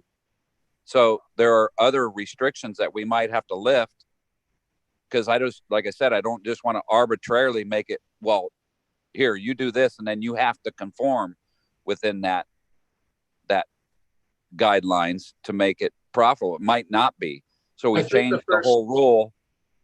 So it'd be nice for all of us to be able to find somebody and sit down with us and tell us what is needed, and then see if that's doable for us to be able to make the right change before. I think the first broader question is whether or not the village council wants to allow townhouses. And if they do, well, that's of course, that's right. If they do, is it just this limited area? And if that's the case, then we can look at the current regulations that we have in effect in the other districts of the village of Pinecrest and determine whether or not those standards need to be changed. But I guess we're looking for some direction as to whether or not the village council would want to allow townhouses again in this or other RU2 districts. Well, if other council members or the mayor have other ideas of other areas, I think we should entertain it. I just brought this area up because I drive by it every day like everyone else does, and I just see it, that it's an opportunity. So I would be amenable to supporting townhouses throughout the RU2 districts. I mean, I think our current zoning is old-fashioned and doesn't particularly deal with the needs of our own community. I think the knock on townhomes back in the day was somehow that they were going to be an attractor to people who aren't our people, and that these other people were going to come into Pinecrest. I think what we're seeing is that people in Pinecrest want to be able to stay in Pinecrest and want to be able to come back in Pinecrest. We have two enormous holes for our own community. One, our families have children who graduate, they come back to the Miami area, they're young professionals, they likely haven't started their families yet or have very, very little children. And the barrier to entry is a price point for a single family home that doesn't allow them to bring that young family or to bring that young professional couple back to Pinecrest. On the flip side, we have people who no longer want to maintain a single family home on half an acre or a third of an acre or an entire acre, no longer need a 5-bedroom home, but want to stay in Pinecrest near their place of worship, near their doctor, and near their children. And there are very few options for them and nowhere for them to go here in Pinecrest. So I think of putting townhomes in our RU2 district, I mean, in all of our RU2 districts, not as a way of bringing some mystical outsider into Pinecrest, but allowing our families to remain intact here in Pinecrest. I wouldn't be opposed to that, Anna. I've just always, like I said, I've just been I guess, tunnel visioned and focused on that one area, because I went through that period back when people got really mad about that one little section. But I think you're right. I think I know of the person I actually bought my home from, bought one of those townhomes up by Anthony's Coal Fire Pizza. They moved from there and they wanted to stay in Pinecrest here with their family, and she moved in one of those townhomes and paid a lot of money. And I know of 5 residents that live in a section in Coral Gables near Miracle Mile where they bought townhomes to get out of the acre lot. They got older, they were tired of the acre lots and the landscaping, and moved there. So that was 5 residents right there. They all live in the same section, in the same building. So they actually moved out, but there was nowhere, right, you're right, for them to move in Pinecrest, and they probably would have stayed because they were lifelong Pinecrest residents. Katie, Shannon, any thoughts on this one? No, I am agreeing with everything that's being said. When I talked to Mr. Olmsted in our private meeting, I said similar thoughts of the 2 groups that we're not meeting their needs. So I concur. I'm good with it. Would you These be are the other amenable to districts. our dusting off the old code and revisiting that, or how do you want to approach it? Well, let me throw in something. I don't know. I always get nervous when we tinker with the US 1 corridor because it never ceases to raise the temperature in the village. You know, would anybody? I wouldn't. I think the idea is good, and I have no issue with it on first. If you want to make a compromise and start on 81st, maybe on the west side, or start at abut the commercial. I think that. And see how it goes. It's not as if we couldn't, if it went well and it didn't draw, if something came out of the ground and it didn't draw a lot of hatred from people, then we could always grow it over the years. But I hate to take all the R2s and just rezone them back. Whereas 81st, Steve, works. Look at 87th. I mean, there are places where you can see it not being received very well. That Port 106 Terrace, that area, maybe 87th Avenue, but might work up behind the Roasters and Toasters area as well. Maybe if we start with the west side of the roads that abut the commercial areas, maybe that's an incremental process. Any thoughts on that, or is it too conservative? So what you're recommending there is anywhere in the RU2 district that abuts commercial zoning. Yeah, and even that scares me a little bit because I don't really know those neighborhoods. I mean, I understand 81st Road pretty well. I don't understand the 78th Avenue or 77th Court in that area and what those homes look like. I'll drive through it today. But really, I'm just trying to generate conversation. What do you guys think of that? Is that too conservative? Those are all duplexes now, Mayor. Those little, those are all just duplexes. They're dated. I mean, the amount of density for the townhomes, maybe what was allowed at one point, maybe too dense for everyone's liking, where you had, in essence, how many 8 went into the same space that you had 2 lots or something like that.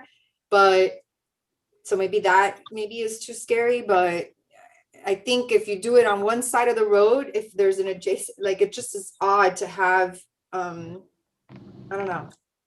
Can I ask a question? And maybe this is not something we can predict. If we open this up, do we have any idea how quickly it would be jumped on?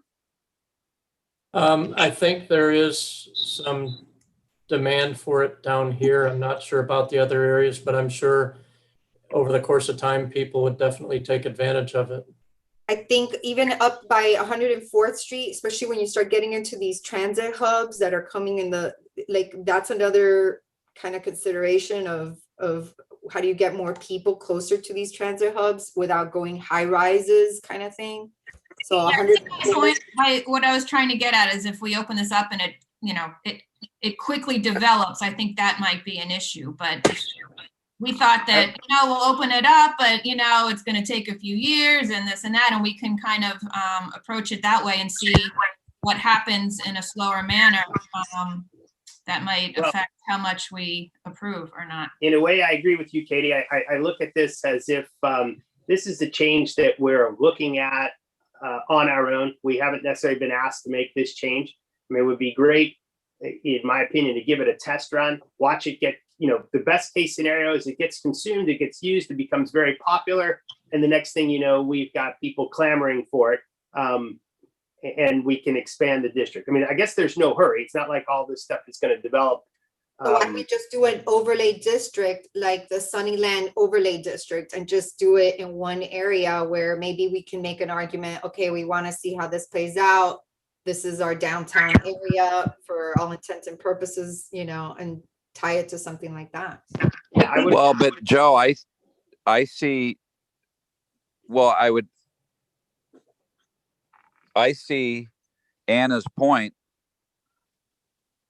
I do too. That's why I would like to see that. I would hate for somebody, let's say for instance, there is another 2 district around and it was one landowner. And then because we didn't change that district, they don't have the opportunity to do it. I think people just know that it's not allowed right now, so they don't even entertain the idea.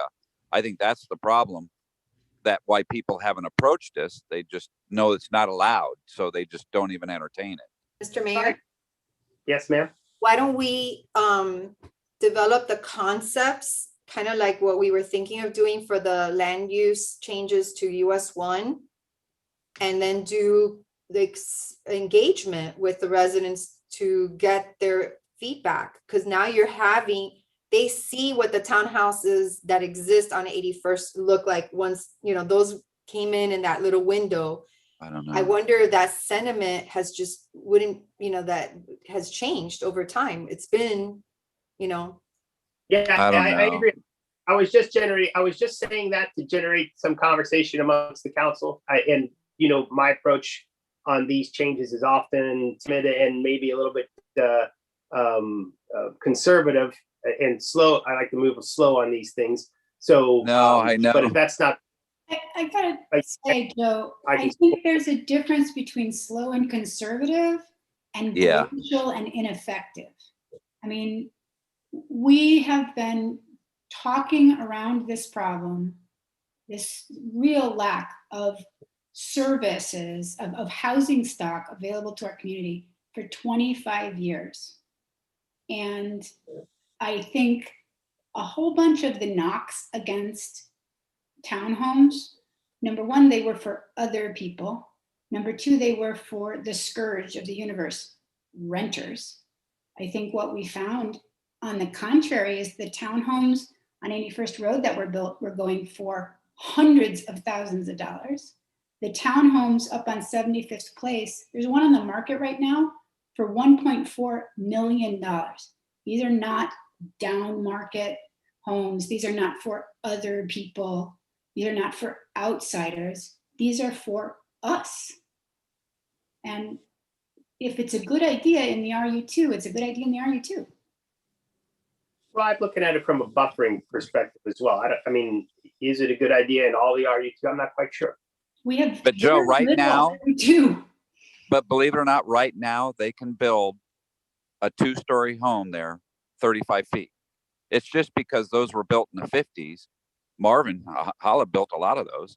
They were built just those small little buildings. But right now in our code, they can go 35 feet high, and they would only be allowed with a townhome to go 35 feet high. We're not allowing them 3-4 stories.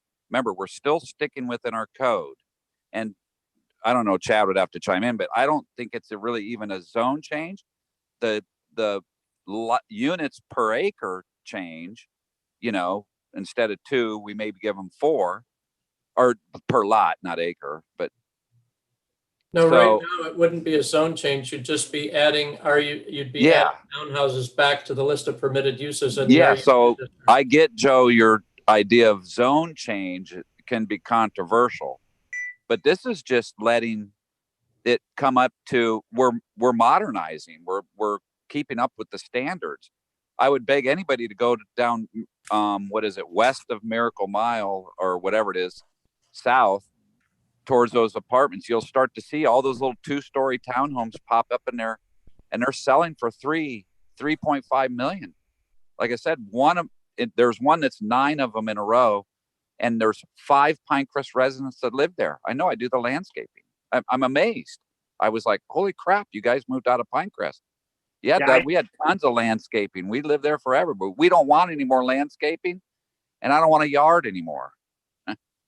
Well, my suggestion is only let's just dip our toe in as we enter this conversation for the first day, and see how it starts to play itself out. I don't want to overcommit to something on the first morning of looking at the LDRs, where we can play it out. Just from watching this transpire over the years, it could have result in a negative reaction. You And I'd want, still like to express to concepts? everybody that I just like to repeat it again, that we really have to sit with the experts and see what's doable, what would want them to come in and make it, to want to change, to be able to build that and make it profitable. They can't build them and then say, well, I'm gonna lose money. Then it'll just all crumble. So we changed it, and it really wasn't the right change. No, I'm on board. Mayor, how would you want us to proceed? Do you want to maybe have some conceptual drawings done up with those concepts? Do you want to do some of that homework behind the scenes? What are you envisioning? Or what is council envisioning, rather? Yeah, let's ask the group. I'm not sure. I mean, if we were going to make the change, what would you have done next? You would explore. Well, it's a pretty simple change. We know what these things are. There would be a zoning change that would have to happen, a setback change of what would it look like?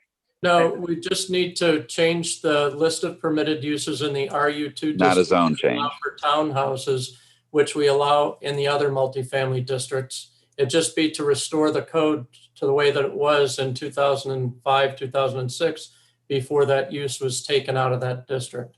We already have the standards for townhouses, and you see the resulting product, which is the townhouses on the east side of Southwest 81st Road. So we know what it looks like. That's it there. So, I'm comfortable with the concept in the first place. So I don't know if I need to see anything else. I just think I need to think about it. I think the decision council needs to make as to whether or not you want to allow them on the west side of Southwest 81st Road or in all RU2 districts, as Councilmember Hochheimer is recommending. Whatever we can do to help you make that decision. Anna, what do you think? I think we have very little RU2 housing available. I think the way our map is set up, they seem more numerous than they are because they're discrete little neighborhoods. They're little pods of RU2. But again, if this is a good idea, and if this is modernizing the housing stock in Pinecrest for Pinecresters, doing it in one RU2 section as an overlay and not doing the other 20 lots that are RU2, 25 lots, is needlessly protracted and obtuse. I would simply make the change.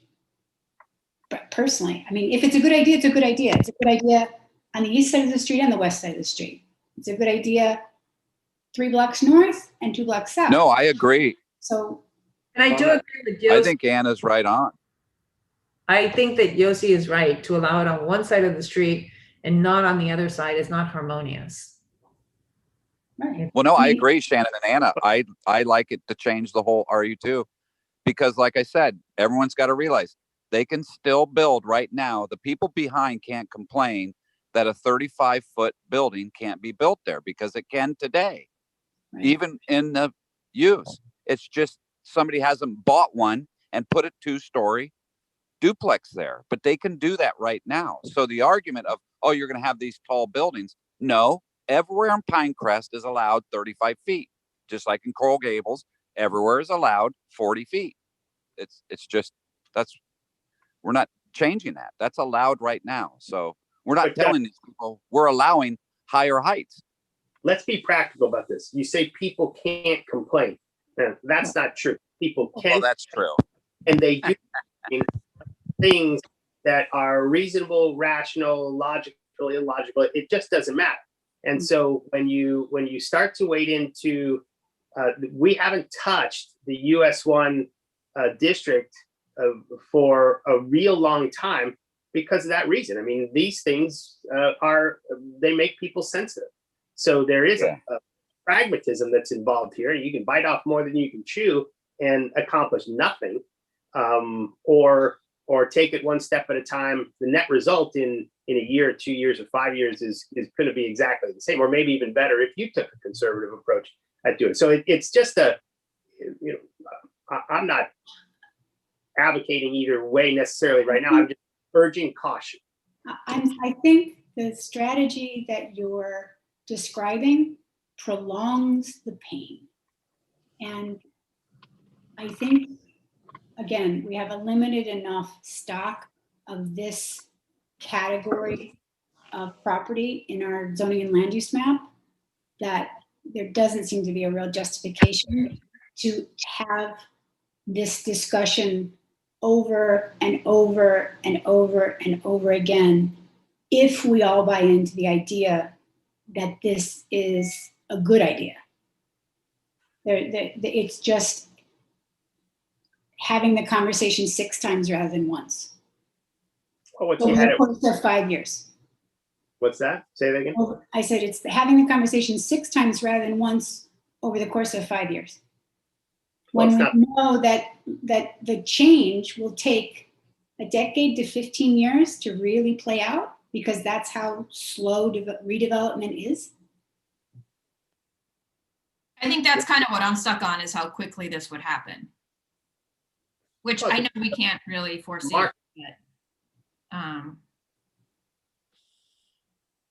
That's the part I'm stuck on. If it all happens at once, that I think that would be very difficult for everyone to deal with. But and maybe it won't. That's what I'm saying. That's what I'm stuck on. Maybe it won't. Maybe you're right. Maybe it'll take 5, 10, 15 years, and slowly everyone will get used to it and be fine with it. But we don't know that, right? Well, Katie, I think that's a great point. I think that's part of what this whole conversation, not only about the duplexes are, but when we go west of the residential area into the commercial areas of US1, is hearing, like Doug says, from the experts to see what the uptake of this thing would be. I mean, we haven't heard from the development community whether they think this is a great idea or not. I would imagine, I mean, if the development community comes in and tells us there's no interest, it doesn't make much sense in making a change.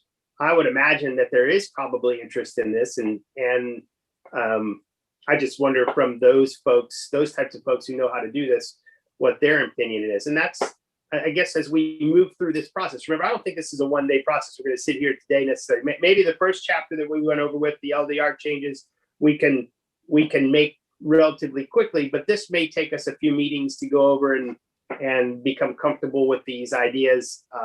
Talk to some experts, whether they be development people or government people or planning people, and figure out just how quickly this all could happen, just how realistic it all is.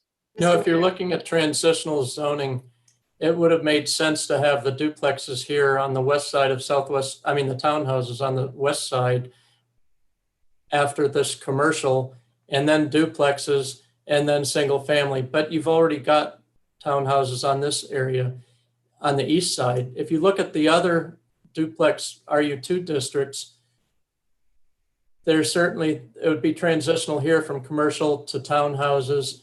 And then even from here to the EUM lots in a way, and you've got separation from this road, by this road. So I think these are the only other remaining areas, right? I mean, you've got 73rd Avenue, I guess, too, 73rd Road. Mm-hmm. But it's that 73rd Road, this area here, this area, and then Southwest 81st Road. What was that, Steve? I hear a tiny piece across from Wayside Park, from Veterans Wayside. If I could also just mention, so my gut feeling of just, you know, obviously growing up in this area, the biggest issue that I see, which Councilman Vice Mayor Kraft talked about, right now, people can go in and technically build a 2-story duplex building.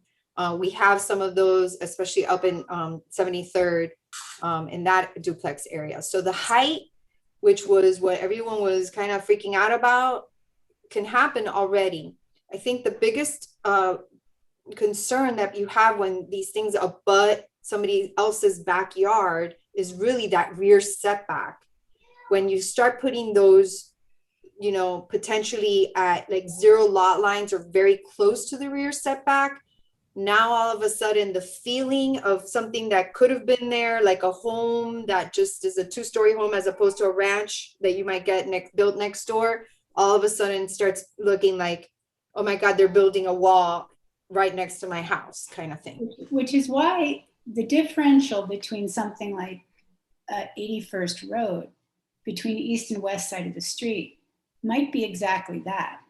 If you have RU2 lots that back up on an alley or back up on a commercially zoned property, you could have reduced the setback significantly because, you know, you've already got a 2-story commercial, likely 2-story commercial property back there, and likely an alley. But if you've got an RU2 lot that backs up on something that's zoned single family, you would maintain a larger setback so that there wasn't a feeling of encroachment on the single family behind it. And that might be the key to create a differential that makes sense. Not the townhome per se, but the setback. Well, I think that's true. I think that, but on 81st Road, we have something different. In all the other areas, you're not buffered by R2 and estate density residential. So you skip a zoning district in at least one, right? I mean, you would think a yellow property on the west side of 81st Road, and then a dark green property, but there's not. So you're making a pretty rough transition there from a zoning perspective. And so maybe there you do specifically because you are abutting to a state as opposed to a middle point, then maybe in that case, you treat it differently with the setback arrangement.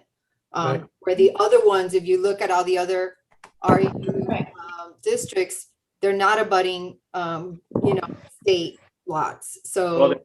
Well, Yoshi just took the words right out of my mouth, is that each one has to be its own separate thing, because what Anna just touched on, you back up to an alley, it doesn't matter, but you back up to a home, maybe those are 15 feet, not 5.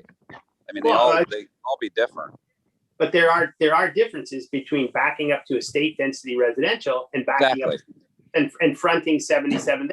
And the area we're looking at now 100. It's not what's perhaps a little bit south of the canal. You're breaking up, Joe. You're breaking up, Mayor. Turn off your video so we can hear you better. Any better? Much better. Okay, sorry about that. I was saying that we need to be aware of the property that these R2 abut. And I think more dangerous, more irritating when they abut an estate density residential than abutting 77th Avenue, for instance. I agree, Joe, and we should look at that, all those. And even if they're across, I guess if they're across the street from estate density, it's not as offensive. But if they're backing up to it, that's why I'm a little bit nervous on that right there. Even though, and that's probably what drew the ire of folks with the townhomes. But as you go further north, Steve, what's the blue and white stripe on 78th Court? That's RU1 residential single family. Okay, so that's an even smaller lot. Can we move this map a little to the north? There's a little area, I think it's off 100th Street, that is R2 or RU2. Oh, there it is. 70. Oh, that's already done. That's right. French Village. 75th Right. Place is the French Village. And that was that approved. Tito, you remember that? Isn't that where the manager came into the planning and zoning board meeting and criticized the planning director at a certain point years ago? Your institutional memory is as good as mine, Mr. Mayor. Yeah, I remember sitting on that planning and zoning board meeting, being shocked at that. So a little bit. So that was controversial, and as I'm sure, a little bit north, you've got the. Is there another? Are you? Yeah, 73rd. 73rd. That backs up on Roasters and Toasters. And even that's across the street from a yellow property, so it wouldn't be so open. So I guess my main concern is probably just the 81st Road. I mean, everything else looks relatively, it looks like it transitions very well, except when you have these things next to an estate density residential property. I agree that we would have to respect setbacks for those properties that abut the east side of, for those that are on the east side of 81st Road. The ones that were built, what are the setbacks for those? Do we know? I don't recall. I'd have to research that. Okay. The setbacks might be right here. Hold on one second. Well, but I think, but remember, those were built years ago. I can just tell everybody, a piece of plywood just 6 months ago was $24. A piece of plywood today is, $40. It's, the construction costs have gone way up. So like I said, I only mention the setbacks because there's a certain amount of square footage that they're going to have to sell a piece of property for. And if they can't build a certain amount of square footage to get $1.4 million for a piece of property, then it's not worth it for the developer to do it. So I think the setbacks would have to be, we'd have to listen to the professionals, like Joe said, the land use people and government experts that know what works and what things can sell for in our area. There are a lot of variables and what people are willing to pay. Those only sold for $900,000. I can tell you, I've talked to people, if they could only sell a piece of property for $900,000, it wouldn't be profitable. Nobody would come here and build. They couldn't do it because the land values alone, those lots, the last one that sold went for $750 or $780, and it sold in a half a day. They had it on the market and it sold in a half a day for $780. Hey, Doug, is the fact that it's duplex hurting its ability to redevelop? Yeah, it's not worth it. It's not profitable at all. Absolutely not when you're paying $800,000 for a lot. I understand. Zero incentive profitable wise for building something 2 stories that cost you $250 a square foot to build. You couldn't get your money back. No, but I don't think that's I think the reason being is that a duplex is 2 units. Underneath the code as Steve provided, it's a group of 3 or more. So you're getting more. Yeah, well, that's what I mean, Chad. You're getting, and it might. So that's what's going to drive the redevelopment. Yes. And it might not be that 3's enough. It might, and Steve and I have talked about this. We don't know what the number is. It might be 3.5 or 4 units per. I mean, Doug, you can't have a half a unit, but well, no, you can because that's true. But whatever it is, it might be 3, it might be 4, it might be. Usually, you have buildings of 3 or more, but you have a requirement. It can't be more than a certain amount because you want to allow air and openness. Yeah. But the whole thing here is will developers do it? Yeah. I mean, you're increasing the value of their property. Right now they can build 2 units. If you were to approve this, they can build 3 or more depending on the size of the property that they're going to have. So, okay. All right, let's carry on with the way we were going on this, and I guess what are the next steps that Steve or Yossi or Chad you would take with this? Well, the next steps would be to allow townhouses as a permitted use in the RU2 district to restore the land development regulations to the way they were before townhouses were deleted. And then we would also look at the standards for townhouses and make sure that any townhouses permitted here adjacent to the estate zoning district have sufficient setbacks and buffers to protect these estate lots. And I think that's, so you've got that here, and then you've got it here off of 82nd Avenue as well. But otherwise, where you're abutting commercial or residential modified estate,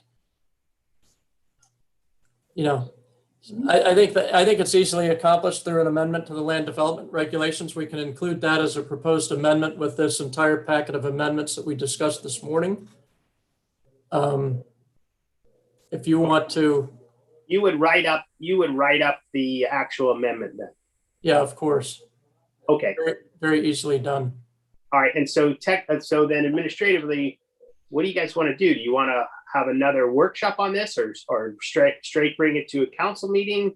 No, I think we could have another workshop, Mayor, and so that you have a chance to really look at it. I think we should, in addition to having just the verbiage changes, that we would have commissioned some conceptual drawings so people can visually conceptualize what this means, workshop it, and then make sure that we're good before we take it, you know, to an actual vote. That's what I would suggest. Okay, you'll do the code, and you'll get the drawings, and we'll look at the setbacks and all for the various areas, and then we'll have another workshop like this, and then decide what we want to do with it. So we'll develop the language, we'll develop the renderings, we'll make the other changes that were discussed this morning with the other land development regulations, and include it all in a revised draft for your discussion at another workshop, if that's what okay. you do. Does everybody agree with that? Is that okay for everybody?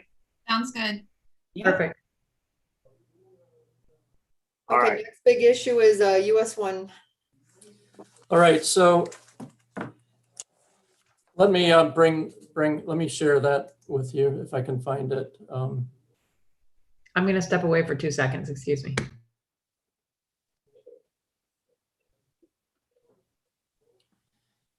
So I'll just work through this. I mean, obviously there have been a lot of changes with regard to transit stations that Miami-Dade County's been working on. We've been working with them. They're going to improve the station. There's going to be a station at 104th Street on the west side of US 1. There's going to be a station across at 136 near the falls. And it's going to be bus rapid transit, obviously, to provide enhanced transit to the south. The strategic plan includes a goal to review the land development regulations in the commercial corridor to identify opportunities to promote mixed use redevelopment. And as you know, Miami-Dade County has adopted amendments to their comprehensive plan that allows for 125 units per acre within a quarter mile or within a half a mile of a transit station. And then within the corridor connecting transit stations, it would be 60 units per acre within a half mile and 125 units per acre. I'm sorry, 36 units per acre within a quarter mile of the center line, and then 60 units per acre within the first quarter mile, and then further out, 36 units per acre. So 60 units per acre in this area here. Is there 36 units per acre outside within this area adjacent to the transit station would be 125 units per acre. Now those changes are limited to Miami-Dade County, unincorporated Miami-Dade County. If I could just share something else with you.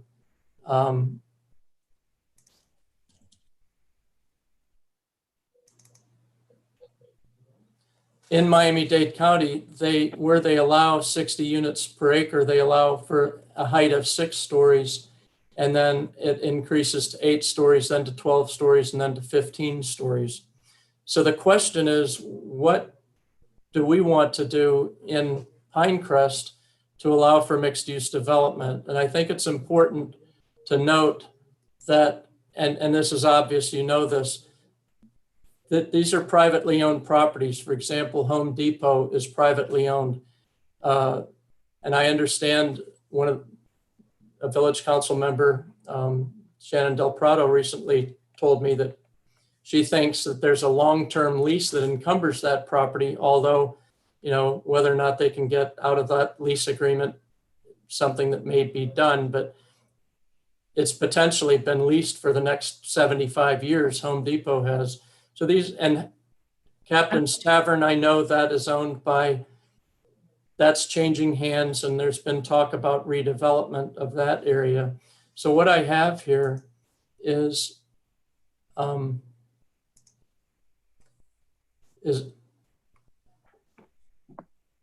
so I just wanted to let you know that is what's being done in Miami-Dade County. There's been some question as to whether or not those amendments would apply to the incorporated municipalities. The answer at this point is no.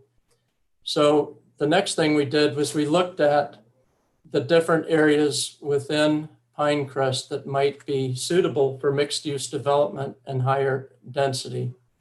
You have this area up in here, which is, it's also North Pinecrest Business Alternative. You're not sharing your screen.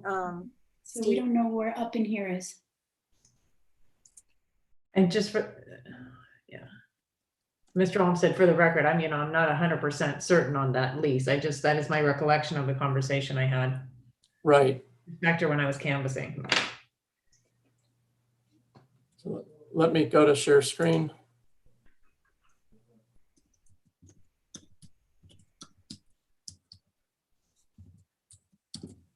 I'm sorry, I'm gonna have to open this up and then. While Steve is doing that, I just wanted to mention, so that when we did the US One Vision plan, I'm sure you've already kind of, dusted that off and looked at it before this meeting, but the idea was that we look at the entire corridor to potentially have mixed use introduced and redevelopment spurred. But for this purpose, what I think staff is kind of leaning towards is focusing on a middle step, which would be to specifically address these future transit hubs around the proposed, bus rapid transit stations that are going to eventually, hopefully become light rail. So that's why we're kind of dealing with it in these segments, just looking at the properties and the depths that exist in the current parcels to see what we can do in those areas as far as introducing mixed uses. So I think the two areas that would be suitable for mixed use, obviously, are this area where Captain's Tavern is located. It's already in the North Pinecrest Business Alternative District. That district does allow for mixed use, residential and commercial, but it's limited in terms of its intensity. And then, of course, we have the Home Depot property down here. There's Bank of America, Home Depot, and then you have Publix and Macy's, and Burger King. This is owned by Stephen Spector, the Spector family. And it's approximately, we're limited by two things. Obviously, it's privately owned property, and so there's not going to be any redevelopment until such time as a developer comes forward with a proposal. And then we're also limited by the fact that some of these properties, this Home Depot, for example, property is 14.37 acres in area. That's not to say that you can't allow for a lot of fairly intensive mixed-use development on it, but there are only a few places in Pinecrest that have the area to accommodate a large mixed-use development that will be attractive. And so this is 136th Street to the south. You're going to have a transit station at the falls across the street. That obviously is one area to be considered. And as I said before, Captain's Tavern and those office and commercial uses in this development to the west of the Palmetto on-ramp here, they're obviously tired and obsolete. And I know there's interest in redeveloping that property as well. I have a couple of notes here that I just wanted to discuss with you. So currently the estimated population of Village of Pinecrest is 18,600 and some. We have approximately 6,600 dwelling units, 2.82 persons per dwelling unit. We've got 4,800 acres in the Village of Pinecrest. the residential density currently overall is about 1.375 units per acre. If we take this a 12-acre parcel as an example, and we increase the density to say 50 units per acre, that's going to result in an increase in population of approximately 600 people. So that is, and 125 units per acre potentially is 1,500 dwelling units per acre, which is just a little less than a quarter of the number of units we have in Pinecrest now. It would be a substantial increase in density. In the Pinecrest Parkway Vision Plan, obviously there's a recommendation for mixed use development. And then the work that's been done in developing land use scenarios in different charrettes for these areas adjacent to transit stations. There's a recommendation for preferred alternative of neighborhood center at 104th Street and a city center. And these are illustrations that are taken out of that current study, and city center, which is higher density development adjacent to 136th Street. I wanted to provide some examples of other mixed use developments that you might be familiar with, just to understand what type of development you might want to allow in the village of Pinecrest. My recommendation would be to come to some consensus on that, and then we can prepare an amendment to the comprehensive plan that would lay the framework for higher density mixed use development in these designated areas. And then the next step in order to implement it would be to actually amend the land use, the land development regulations, if that's what you want to do. But essentially, we're waiting for somebody to come to us with a development proposal. It's not like an amendment to the comprehensive plan or the zoning ordinance is necessary right now. If somebody were really interested in developing a mixed use development, we know that they would contact the village manager, the mayor, the council, and they would review those proposed plans with you, and we could move. But I think to be consistent with what Miami-Dade County has done, we should probably, as at least the first step, amend the comprehensive plan to discuss a preference for mixed use development in these designated areas. That also protects the village of Pinecrest from someone coming later down, in a few years from now and saying, Miami-Dade County's done all this planning. We've got transit stations. They're allowing higher density development. It's encouraged. You guys haven't done anything in Pinecrest. Here's our proposal. And then if we deny it, maybe they then go to court and they have a basis for a lawsuit potentially. So I think preemptively, we probably want to provide for this in our comprehensive plan so that we can control the development that is going to occur and make sure it occurs in accordance with your goals and objectives. So here's Meisner Park. You're familiar with that in Boca Raton. It's 3 to 6. It allows for 10-story apartments. It's 1, 2, 3, 4, 5, 6 stories. Otherwise, it allows for commercial on the first floor, residential on the floors above. And as an exercise, the village manager had mentioned the fact that we have an agreement with Business Flair, Kevin Crowder, an economic development consultant. They're preparing an economic development analysis. It's nearly complete.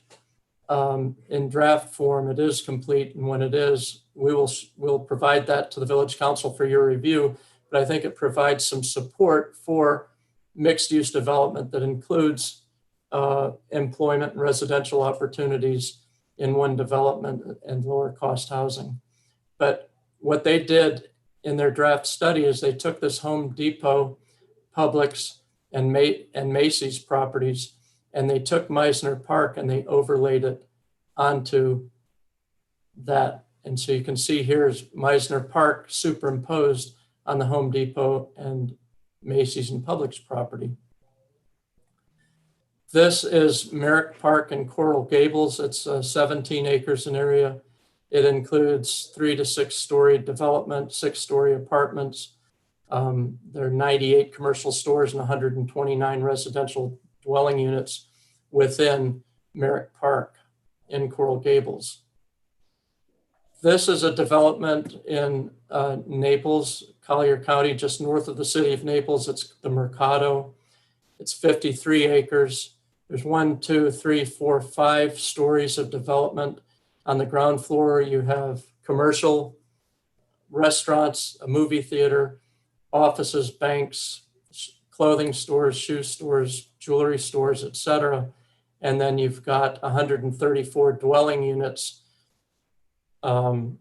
92 are within this condominium development building right here. And then behind, you've got 33 detached, or actually they're like duplexes behind here, which you can't see in this photograph. But this is a successful development, as is Meisner Park, and the same with Merrick Park, where people can come walk around, pedestrian friendly. Some people choose to live here. These are all successfully developed units that are fairly expensive. The residential units are. It's pretty much fully occupied. And then I just looked at a couple of other instances here. Councilmember Abbott had recommended that we look at Birkdale Village, a development that she's familiar with near Charlotte, North Carolina. It's a 52-acre mixed-use development, includes residential and commercial. And that one only has like 4 stories, right? So we were looking at some that go as high as 10-story, then some, you know, you can see how the different mixed use scales, like you can scale it down and it could still be. Right. This is in Cincinnati, Ohio. Mayor, you may be familiar with it. The playing 52, you know, you'll remember the US playing card company had a factory here, and it's being redeveloped now. It's called Factory 52. It's 21 acres, 220 residential units, commercial uses, a farmer's market, etc. And then going to higher density development, we have here in Hollywood, Florida, Celeste Hollywood Boulevard. It's 3.3 acres. It's 8 stories in height, 337 residential units, 30,000 square feet of office space and commercial. And then in Boynton Beach, here's another example.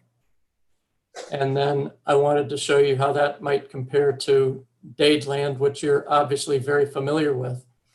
So I think, you know, I prepared this just to generate some discussion to find out what kind of development you might be comfortable in allowing within these areas of the village of Pinecrest adjacent to the transit stations. Steve, quick question. Just can you remind council right now, how high is the highest that development on the commercial corridor can happen? Is it 5 stories or 4 stories? What is it currently? It's 4 stories and 45 feet is the maximum permitted height currently.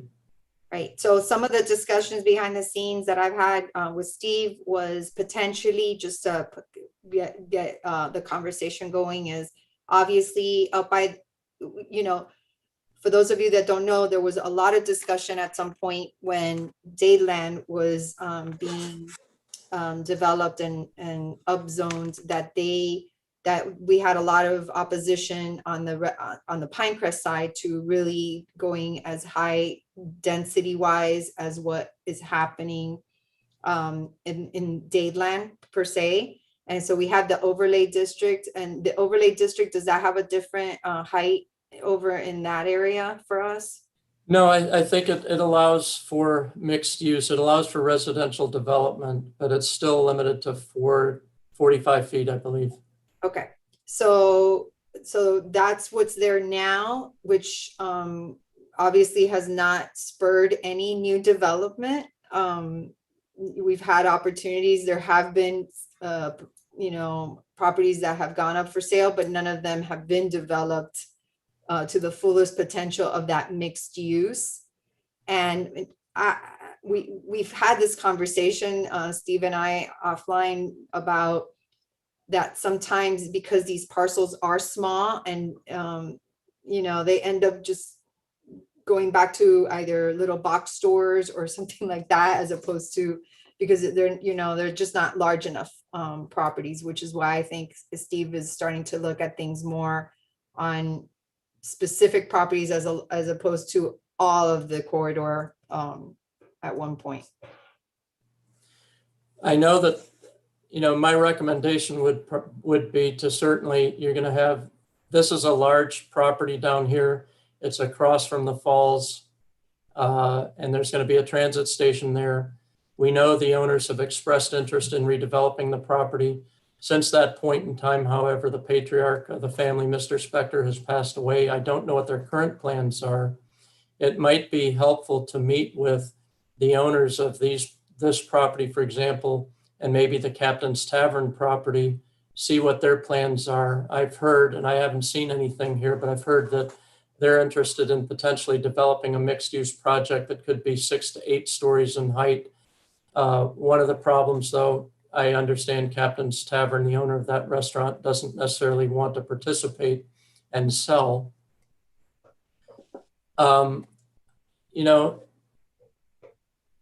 Steve, Certainly, if we could, Steve, if we could, I know we have very unique properties, but if we could keep the discussion more on the policy level and then not so much into the personal details on each property, because I think, I think it's more appropriate.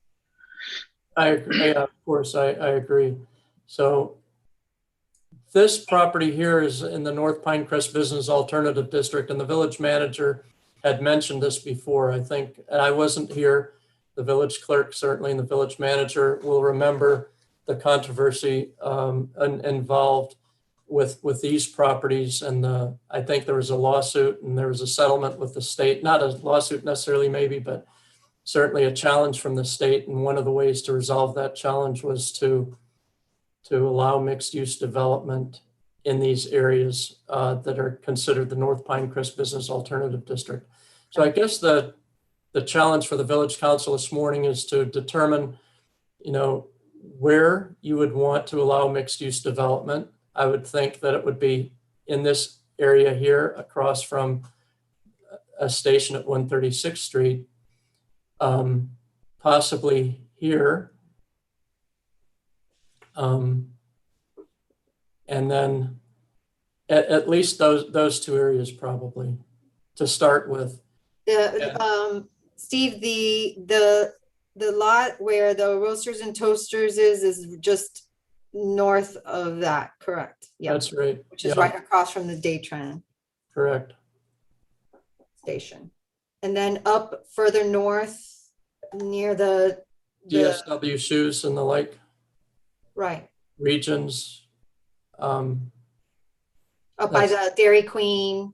That's right across from the stations. The transit stations. Yes. So those are the areas that are in close proximity to transit. And I would think that to start with, you'd probably want to include a discussion of the most recent transit improvements that are planned on the west side of US 1 and include that discussion in the comprehensive plan. And maybe then come up with some recommendations, future land use recommendations for those areas that you have selected. Whether or not you then want to proceed from there to an amendment to the zoning map and land development regulations, that would be the next step. But the first step would definitely be to address it within the comprehensive plan. Steve, can I just also, trying to figure the best way to go forward, and Chad, chime in what your thoughts are too. But I almost think like first we need to reconfirm that I'm interested in looking at mixed use and, and starting to build that change in the code that was suggested and recommended in that US 1 vision plan. Then 2, that we will focus in this first phase on these transit hub areas, that we agree that would be the case.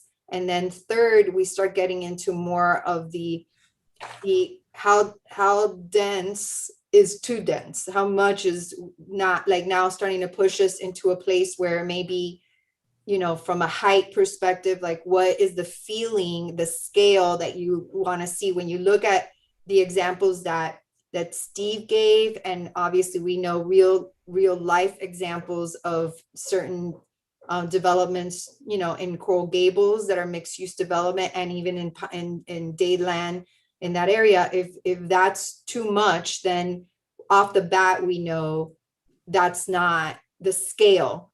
Like this one here with Birkdale, to me, is a smaller scale. It only goes to 4 height, you know, but I don't know what you're all are feeling as far as, or do you treat, you know, I know from a policy perspective, Chad didn't want us to get into the different parcels, but do you treat certain size lots differently, or how would you deal with that, Chad? Because I think you could do I'm something. okay. You know, Yossi, I'm okay in talking about the different parcels generally. It just, you know, Steve was getting in about people passing away and this person and that. And like, I mean, I know that we identify certain parcels as, you know, the Home Depot / Spectre parcel, the Macy's parcel, the Captain's Tavern. I just, but I think we should, you know, stay more on a higher level discussion. Right. Yeah. All right, I'll start off. I think you're right. Let's stay at 50,000 feet right now and see if we even want to go forward with this. I would worry about height last, because I think we should work into intensity first and then figure out what fits. I think what we've always been worried about in Pinecrest is commercial intrusion into the residential areas. We've always been focused on slow managed growth. And there's really nothing been going on the US 1 corridor for a real long time. But now maybe the opportune time that's given value to these properties. We've been talking about Metro Rail for, I don't know, as long as any of us can remember, and it's never happened because none of these properties have ever could ever support Metro Rail, particularly around the transit station. There's just not a lot of jobs in them, and there's almost zero employment within them. And so now that they've approved the bus rapid transit system, and they're actually going to build it in the coming year or so, these properties may have some value and may attract interest from developers. And we should go and look at this and figure out what's right for Pinecrest and right sized. And Steve, could you put up the county's CDMP amendments graphic that you have? I mean, I think this is what we want to stay away from. This is not a very specific way of putting land use into it. 60 dwelling units an acre outside of the station area is a tremendous amount of people to put in there. 125 dwelling units within a half a mile of the station area is no, not those, but the graphic with the brown circle. I'll bring it up. I mean, if you were to draw the area this stuff shows on the map of Pinecrest, you know, you're gonna freak people out. There is no way we could that you could put that thing. Look at this. So it's a quarter of a mile. Look at a half a mile from the corridor. Wonder where that is at 36 dwelling units an acre. Right now, it's 1 an acre. Right. I think that takes us to 67th Avenue.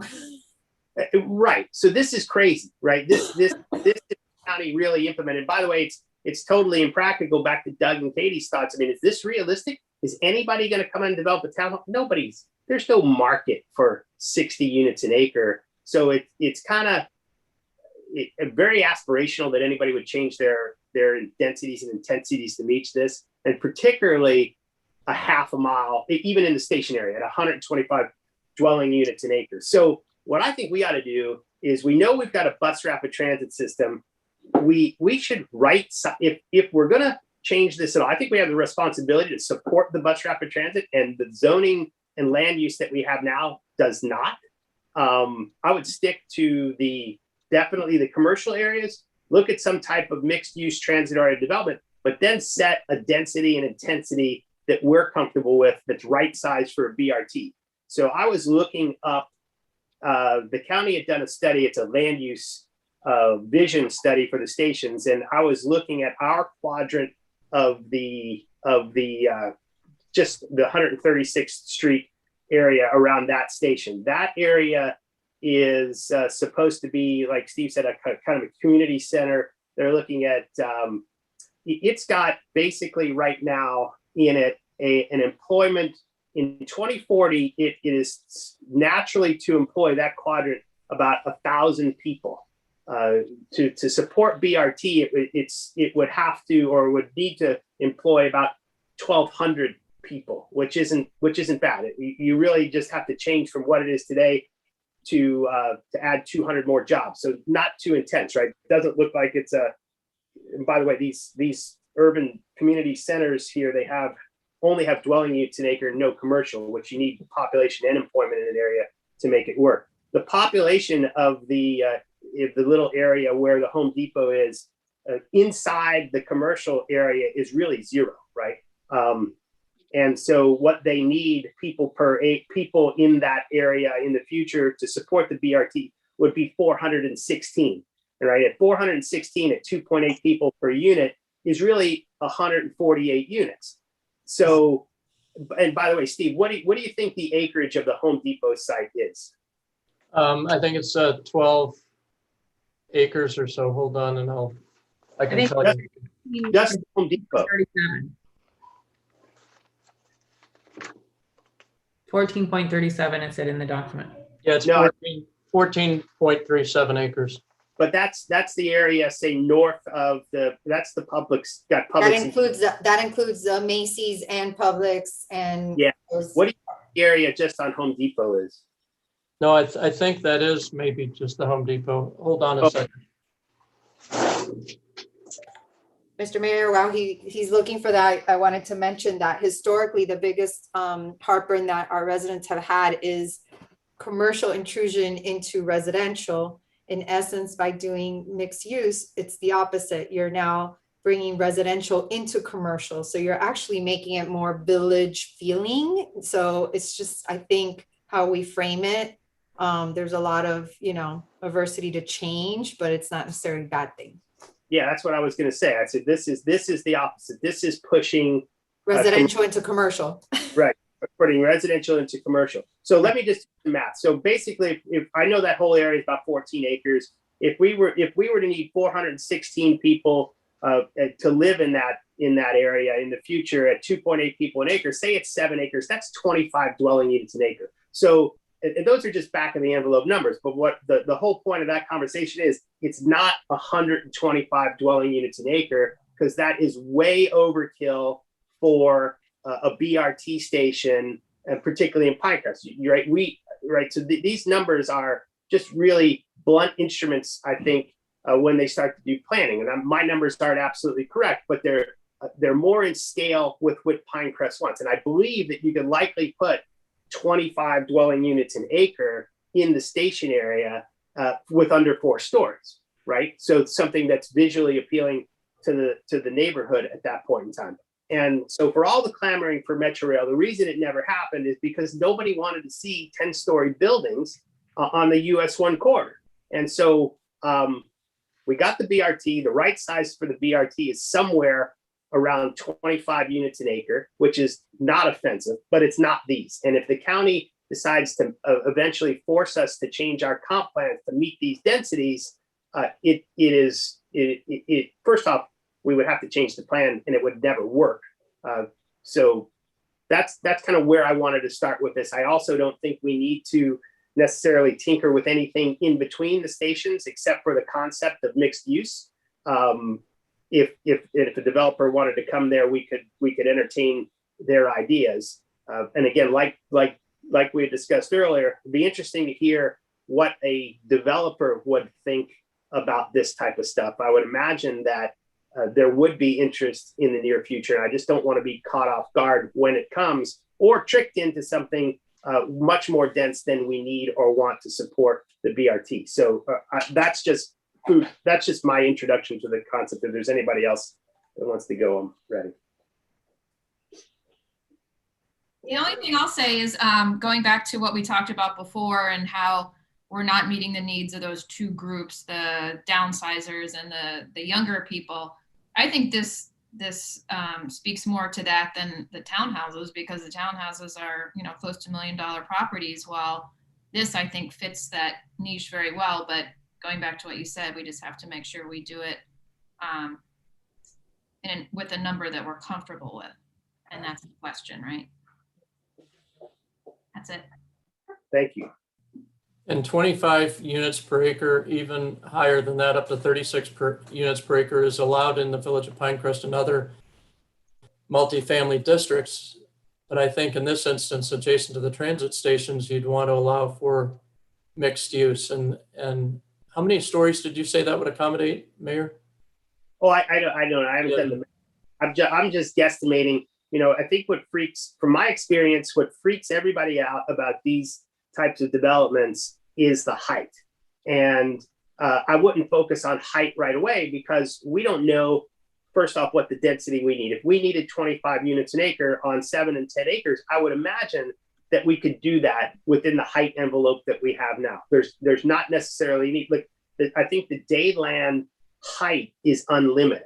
And Chad can tell us better, but I think the Cutler Bay height, and remember, Chad, we got into all types of fights about height, not density, but height in Cutler Bay. And I think we limited that to 17 stories or something like that. Yeah, it was originally 25, and then that was what the county had proposed. And then Cutler Bay adopted 25, but ended up coming down to either 18 or 17 and spreading the development across. Ooh, I don't know. Oh, I froze. Can you hear me? I froze. Oh, we can hear you. No, you're good.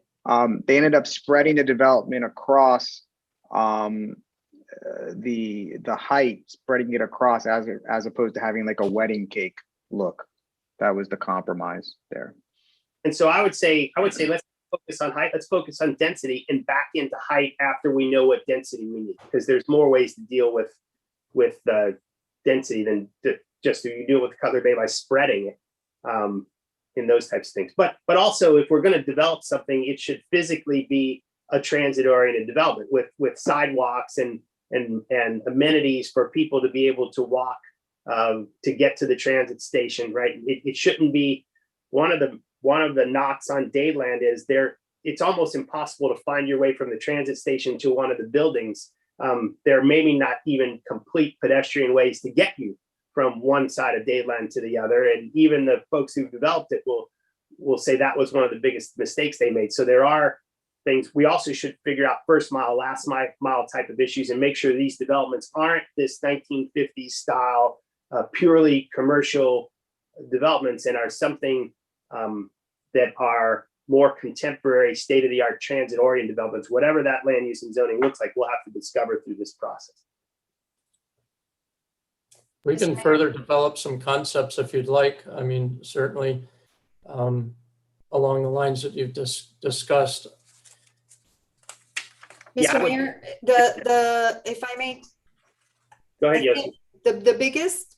The only thing that I would respectfully disagree with is that I think for somebody like, the professionals like yourself that understand the density implications and how, I get how you want to work with more about the densities as opposed to the height.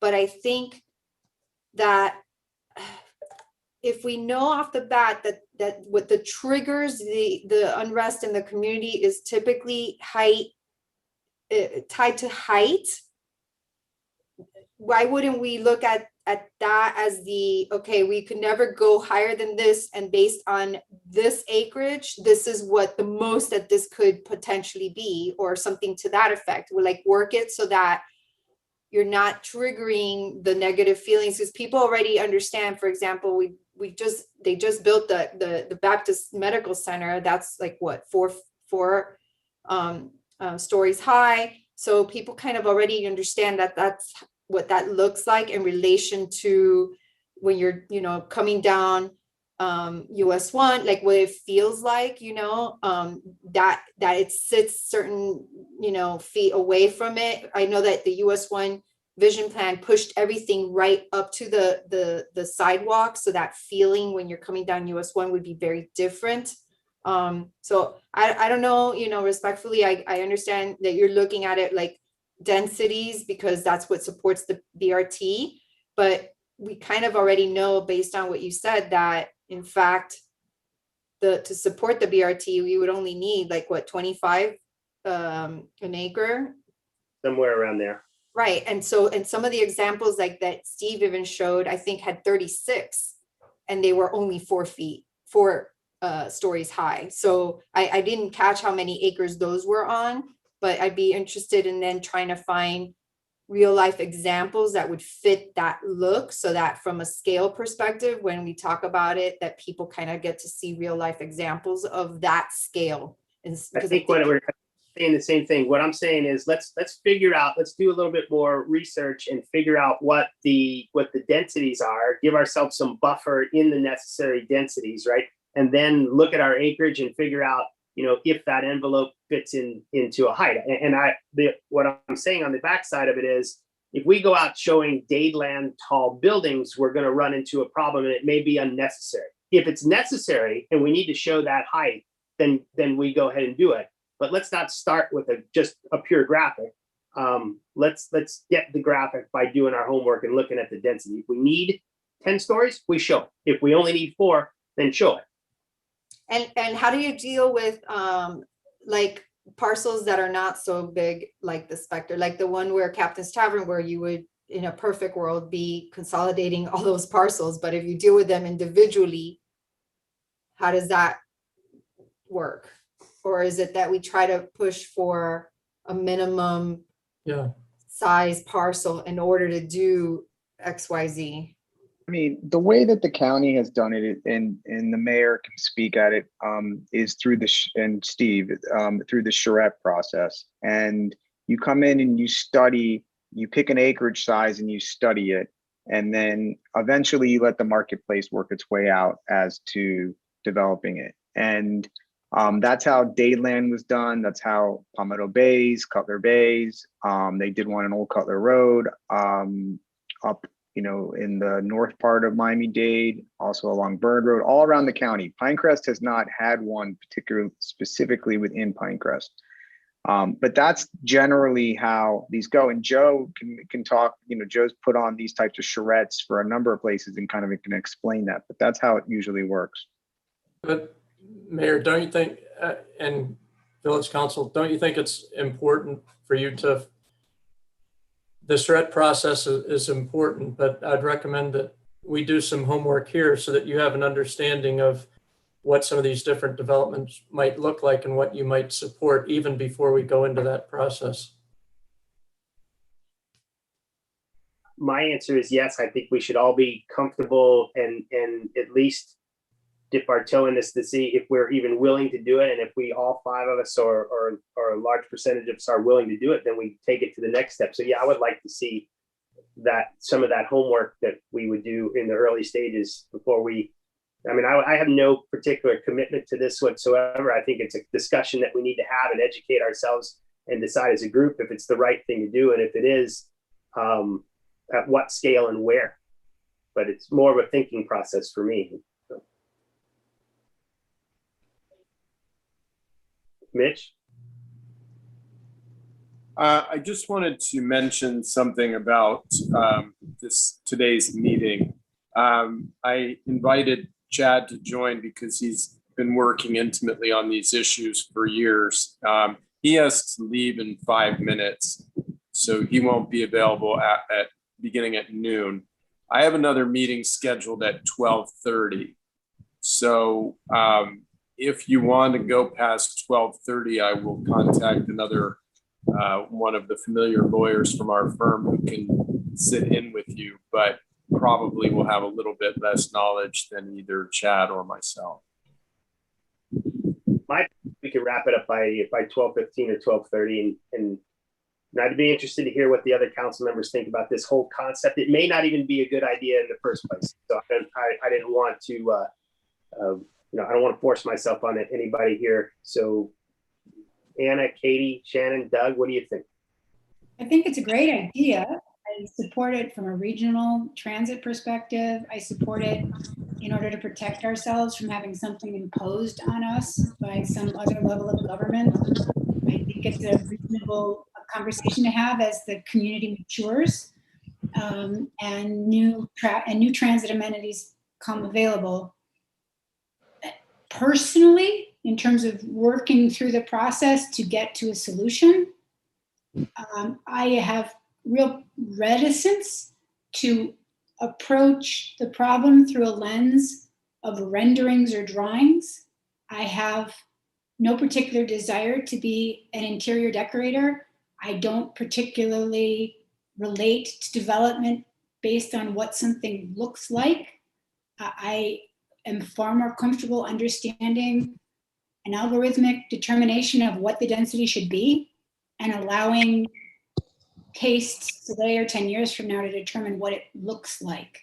So I think getting caught up on what it looks like rather than how it functions would likely be a policy mistake and perhaps generate land use terms which are not realistic or flexible enough to produce something desirable. Let's put it that way. We don't approach, EU1 estate zoning based on what we want the houses on those lots to look like, right? I hear what you're saying, but I have to say, I think it depends on, oh, I'm sorry to interrupt. Go ahead, Kate. I hear what you're saying, but I think it's also something that's brand new. We've never done this before. And personally, it helps me to visually, I like to see the numbers and all of that as well, but it does help me. And I do think it would help residents to see what, it could potentially be rather than just seeing figures and numbers. I mean, when you say what a development looks like, you're not talking about architectural finishes and things like that. We're just talking about what the massing, I think, and the heights might look like. Mr. Mayor, also, just to remind council that when we did the US1 vision plan, and we, it's not written in stone, so obviously we can always deviate from that, but you'll recall that the concept of that plan was also create placemaking. It was starting to try to also control the vernacular, architectural vernacular for the entire village. So it's not a free for all where, and we wouldn't treat it like that even today, where a developer comes in and says, I want to build this. We come in and say, no, it kind of has to look kind of like what we've identified is a Pinecrest look, which is somewhere between a Key West and a Mediterranean vernacular, but it's specific to Pinecrest to try to create a sense of place. So the look of what things look like kind of does tie to that, which is why I was suggesting it. And also obviously to make it easier for residents to understand and wrap their head around it, because I do get concerned anytime that we talk about densities, that it's like a trigger for people. And I'm trying to, even though we're workshopping things and nothing's, we're just talking right now. I'm just trying to head it off at the pass, because it will get, it could grow legs, if you understand what I'm saying. Right. No, I'm just concerned that if we could focus on the renderings too soon, then objections will fundamentally come down to whether or not people like the aesthetic. Whereas what we should be thinking about at this point, I think, is what is the use of this change? What is the function when it comes to tax base, when it comes to transit, when it comes to population? There are a whole bunch of ways to approach this problem which don't lend themselves to the initial knee-jerk reaction of, I think that's ugly. Because we can't discuss ugly and pretty from a policy perspective at this point. That's my only observation.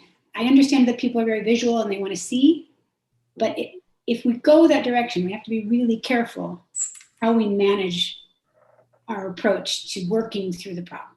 That's all. I think we're all kind of, I would agree. I think we're all saying relatively the same thing. I think the suggestion that I had was to look at the things that are necessity first. Look at the density, what we need. And then once we've confirmed that, then go on and see what it may look like. And we may not want to we may just want to we may want to show it in volume, not with architectural standards on it. We may not want to show a Mediterranean style development. We want to show a rectangle that's got a height and a width and all that type of thing. And as we progress through and we gain acceptance, if we can ever get there, then we start to put the Pinecrest standard on top of the box, right? That shows, whatever the architecture that we want. Because we do have architectural standards for the US1 corridor where we don't have them in the rest of the village. So it's totally appropriate, but I don't think when we're discussing the number of units per acre and the floor area ratio, so that we can convert it into jobs and employment, jobs and people, that's necessarily important. And that's what these early parts of the conversation should be at first. I mean, we may be totally uncomfortable with, like, I'm totally uncomfortable with 125 dwelling units an acre. And I would bet you that if we tried just on its face, tried to change the land use to that, we wouldn't make it very far. I just got a text from somebody and can quote the words "citizen uprising." So, right? It's not been an hour. So, But Joe, you didn't even propose. You just proposed what they can do now. 4 stories. You didn't even say 60. You said, people got to realize that. It's like we talked about the other corridor. They allow 35 feet. We're not changing that. You proposed that 25 units, they can get that in 4 stories. Well, they can do 4 stories right now. We're not changing it to 20 stories. I agree. I think that's where these early parts of the conversation should focus. Let's focus on what we need to be supportive of the level of rapid transit that's come in. I mean, without the rapid transit, I wouldn't necessarily change anything. It's there. It's going to be built. Let's support it, but at the right size. What the county's proposed is not the right size. I don't believe it is. Let's confirm that, and then start to put the kind of the meat on the bones as we move up through the system, ultimately arriving at an architectural rendering of a potential development down the line, so that everybody understands what the vision may be in the future. So it's an incremental process, right? And in no hurry. I'm not in a hurry to answer this question anytime soon or ever, right? Let's just talk. Right. Ending in progress. Right. Mr. Mayor, for the purposes of future workshops and just all the discussions that we had today, are you inclined to move forward with the first and second portion of the presentations when it comes to changes, and then work through the US1 stuff with, on a longer time frame? Are you suggesting that we hold all of it together? Or do you want to kind of, just so that staff understands, priority wise, where are we going with the different changes or suggestions to the code? My personal opinion is, I'll defer to the group, is that we know what we want for the LDRs, right? We have that section pretty much squared away. We're going to do some homework on that. Why don't we schedule another LDR workshop? Let's look at the townhome issue, as we said we were going to do, and let's carry this conversation forward. Maybe the next step here is confirming, doing some research on what we actually need from a density perspective in these areas to support the BRT. And then let's have another workshop and let's inch it forward. Maybe in the next workshop, we can salt away the townhome issue and then bring that to if it needs to go any further, we'll bring that to an approval process, as subsequent. And if this land use stuff isn't done as in US1 corridor isn't done as it's suspected, we'll just carry on with that only after that. What do you think? Anybody? And if I recall, and I agree with the idea about the townhome. I think the only thing really pending from the other LDR stuff was whether or not it was going to be warehouses and freezers, or it was just going to be freezers. Otherwise, in terms of the tree species and things like that, that was all a go. And then I think we kind of pushed away the idea of controlling construction noise through time, and we were going to have staff look at some other possible ways to control noise. So the construction times were out, right? And then the larger medians for the trees in the parking Yeah, lot. I think there was consensus that was perfectly fine. I think we were okay with the palm trees. I mean, I think everything was fine except for those 2 questions that still needed to be worked on. And then I think, yeah, I agree with Joe. I mean, I think US1 and multifamily is a longer conversation. So I think we need to do our homework, figure out what kind of density can be supported by BRT, right? And I don't believe that BRT is meant to support, 25-story condo canyons up and down US1.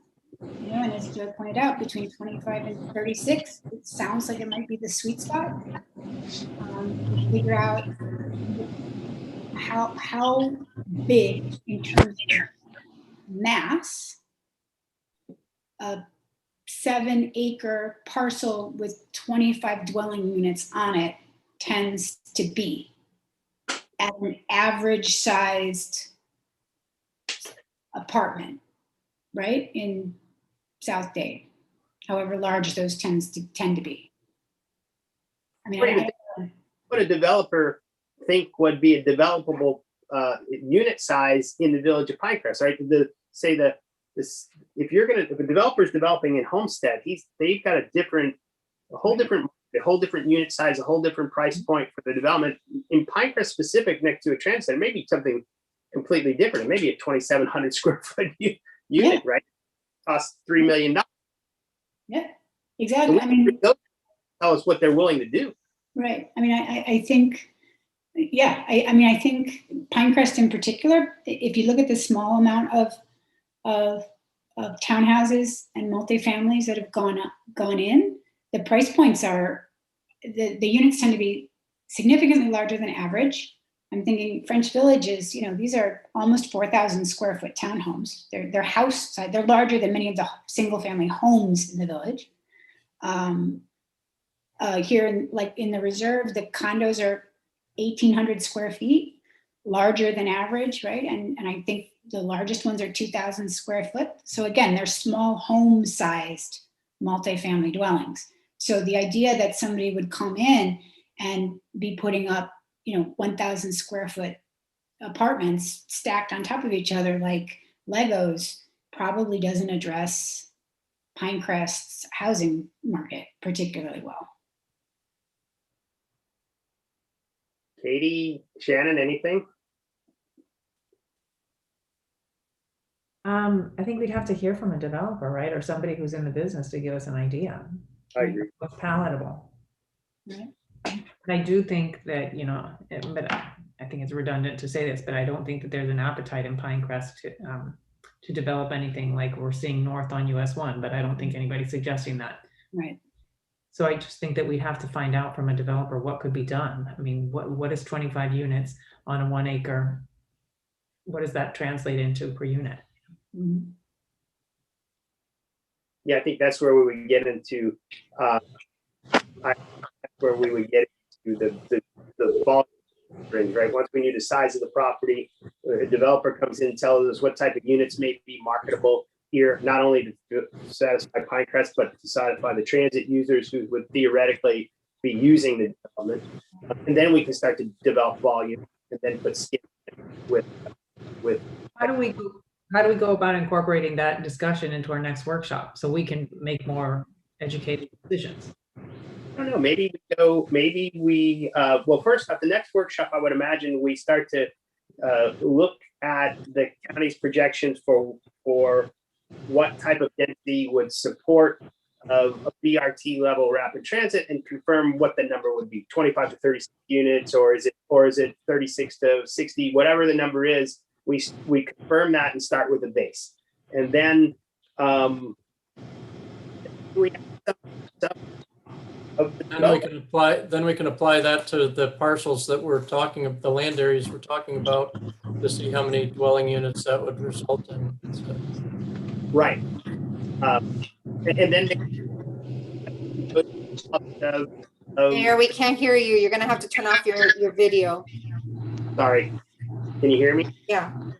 So then maybe we bring in a developer who perhaps knows about transit or multifamily development on a corridor and ask them about what is market.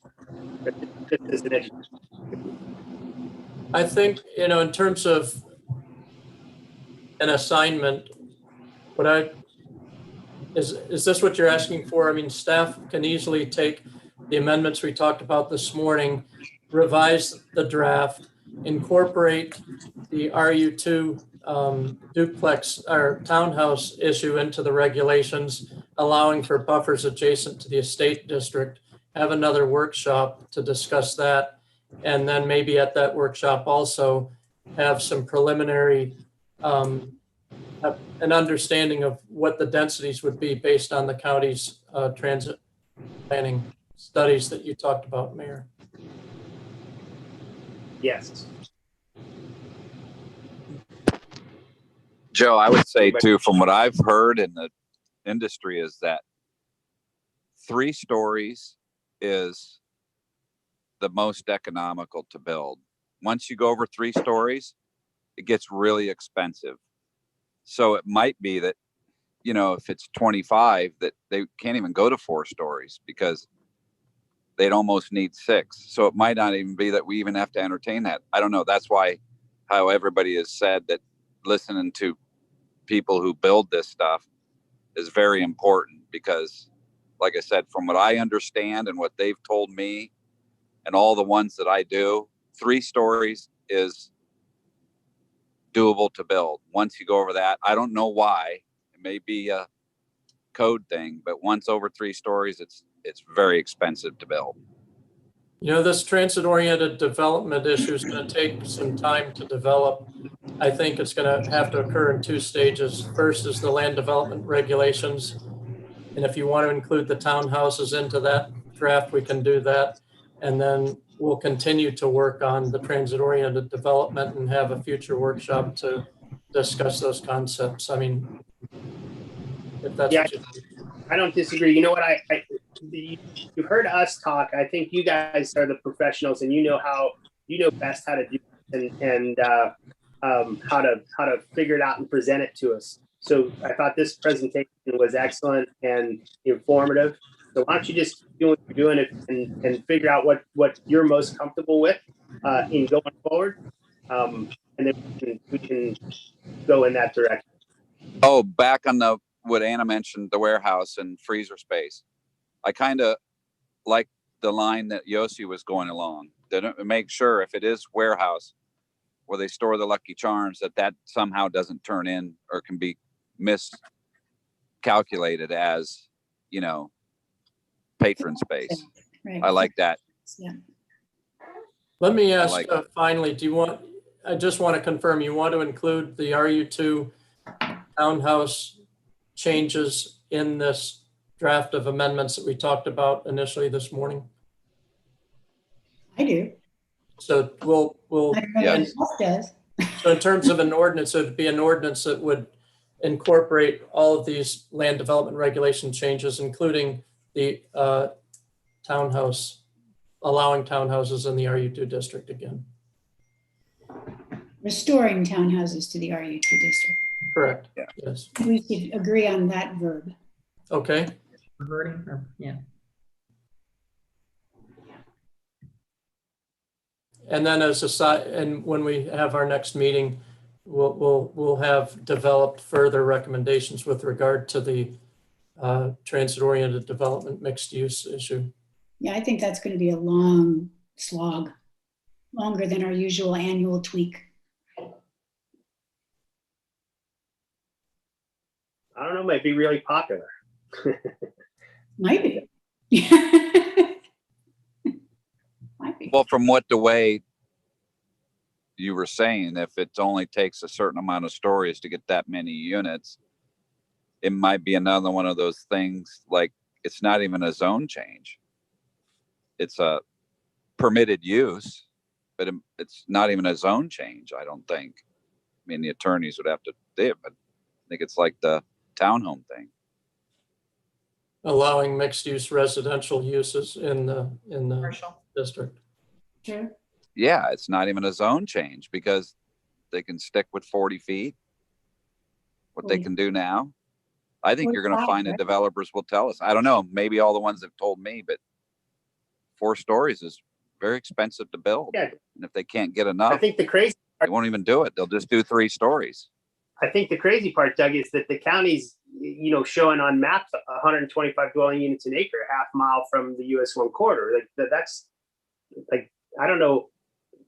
That's not a very precise measure, and that God only knows what that would be. 25 stories, you know, 15. Yeah. Is that more what supports light rail? Is that why they went that high? Like, what is that? I would imagine it's supportive of Metro Rail type thing, but again, it's too much, right? Well, that's good for all these areas that are the warehouse districts behind, on the west side, and where the across from the falls and all those areas. That might work over here, but that's not gonna, I don't know how many. First of all, our land's too expensive. I think what Potamkin sell that to Publix, 10 million. Yeah. She got I know that the they were Macy's asking, wants. the Macy's property was asking, like $35 million for that property. Yeah. So but they can come across the street, Joe, and buy that much land for 5 million or 4 million. It's not even doable. People wouldn't even entertain our idea for that many stories. They couldn't even buy the land and make it profitable. Well, they're going to need to buy the land for that kind of money. They're going to have to put a lot of stories on it to make money, I guess. That's what I mean. And that's just, like I said, there's going to be some things that are just not even doable right now in any of ours foreseeable future. Now, on the west side, where you got a bunch of warehouses that are worth, 800,000, that might be doable. They'll come in and buy a whole lot and stick 25 stories. But I don't see, like they did the warehouse right across from Home Depot, that storage facility. That's what, 6 stories, whatever it is. That's doable when you can buy the land for $1 million. In looking at it, this may be an interesting exercise, because if there are certain folks that want that, how do we get Metro Rail? And I think the answer to getting Metro Rail is to stuff density in the transit station areas. And so, I would want, if people knew what type of density needed to be in their transit station areas to have Metro Rail, would they want that density? My instinct says no, right? If you tried to put 125 units an acre in Pinecrest, that would get run out of town on a rail, as they say. It went very quickly.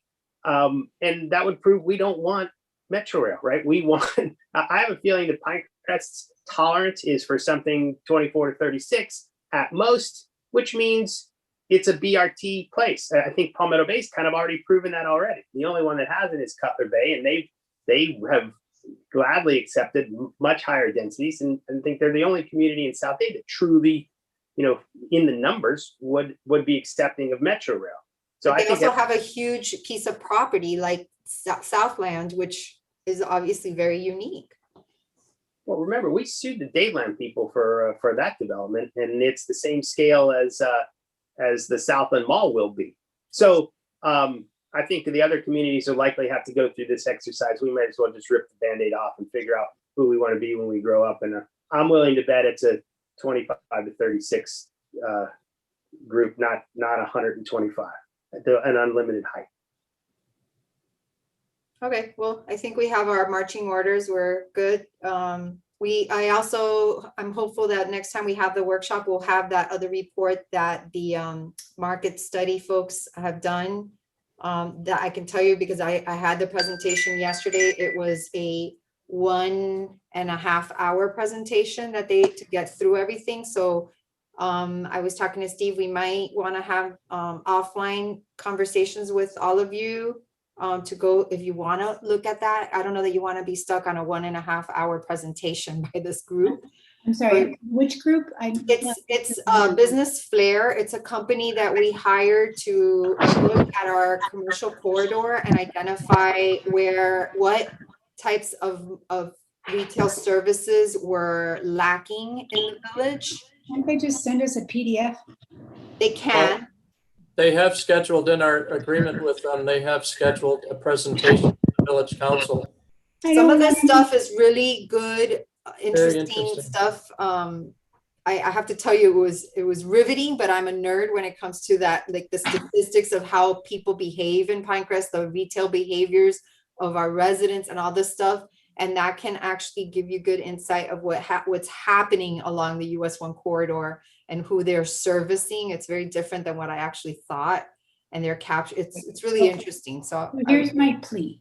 I'm a data person, and I want all of the nerdy data, okay, that's going to explain the town to me, and I'm going to love it. And I want them to put it together in a PDF and send me the document, because if I have to sit through one more consultant reading to me off of PowerPoint slides, I'm going to turn off my Zoom and walk away.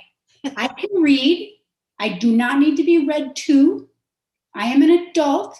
I will prepare for the meeting.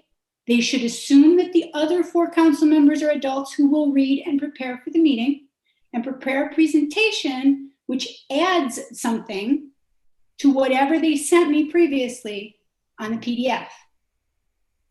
Okay. And I'm going to become sort of nasty about that because I'm so sick of it. Maybe other elected officials, other places can't read, don't read, refuse to prepare, but I don't think that's us. And that's why these consultant presentations last 3 hours.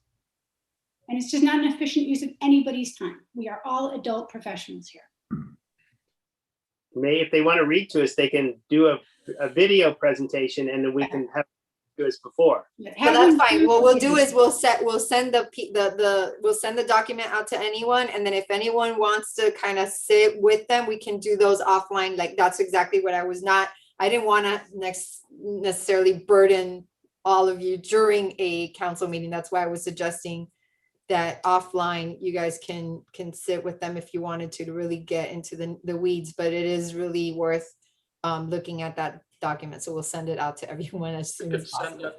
We could send the document out to everybody and then ask Kevin to provide a brief presentation that isn't reading to you, but just to be available to answer questions and to provide a summary. I think you'd find it very interesting. And I think the residents too, because it's very interesting. And incorporate that into our next workshop before we get into this other stuff. I was going to say, is it something our businesses would be interested too? Getting that information to them. So yeah, and you'll see it. There's actually really good.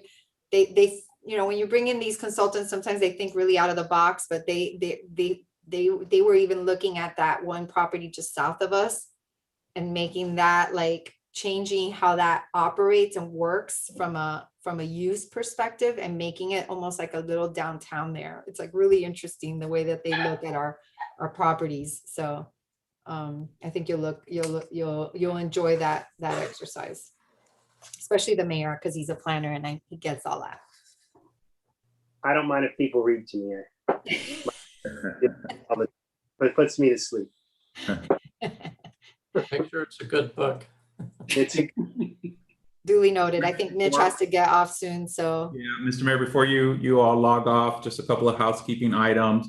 So just so that I'm clear, before the amendments and the townhouse element comes back to you, you all want to see that again in a workshop, correct?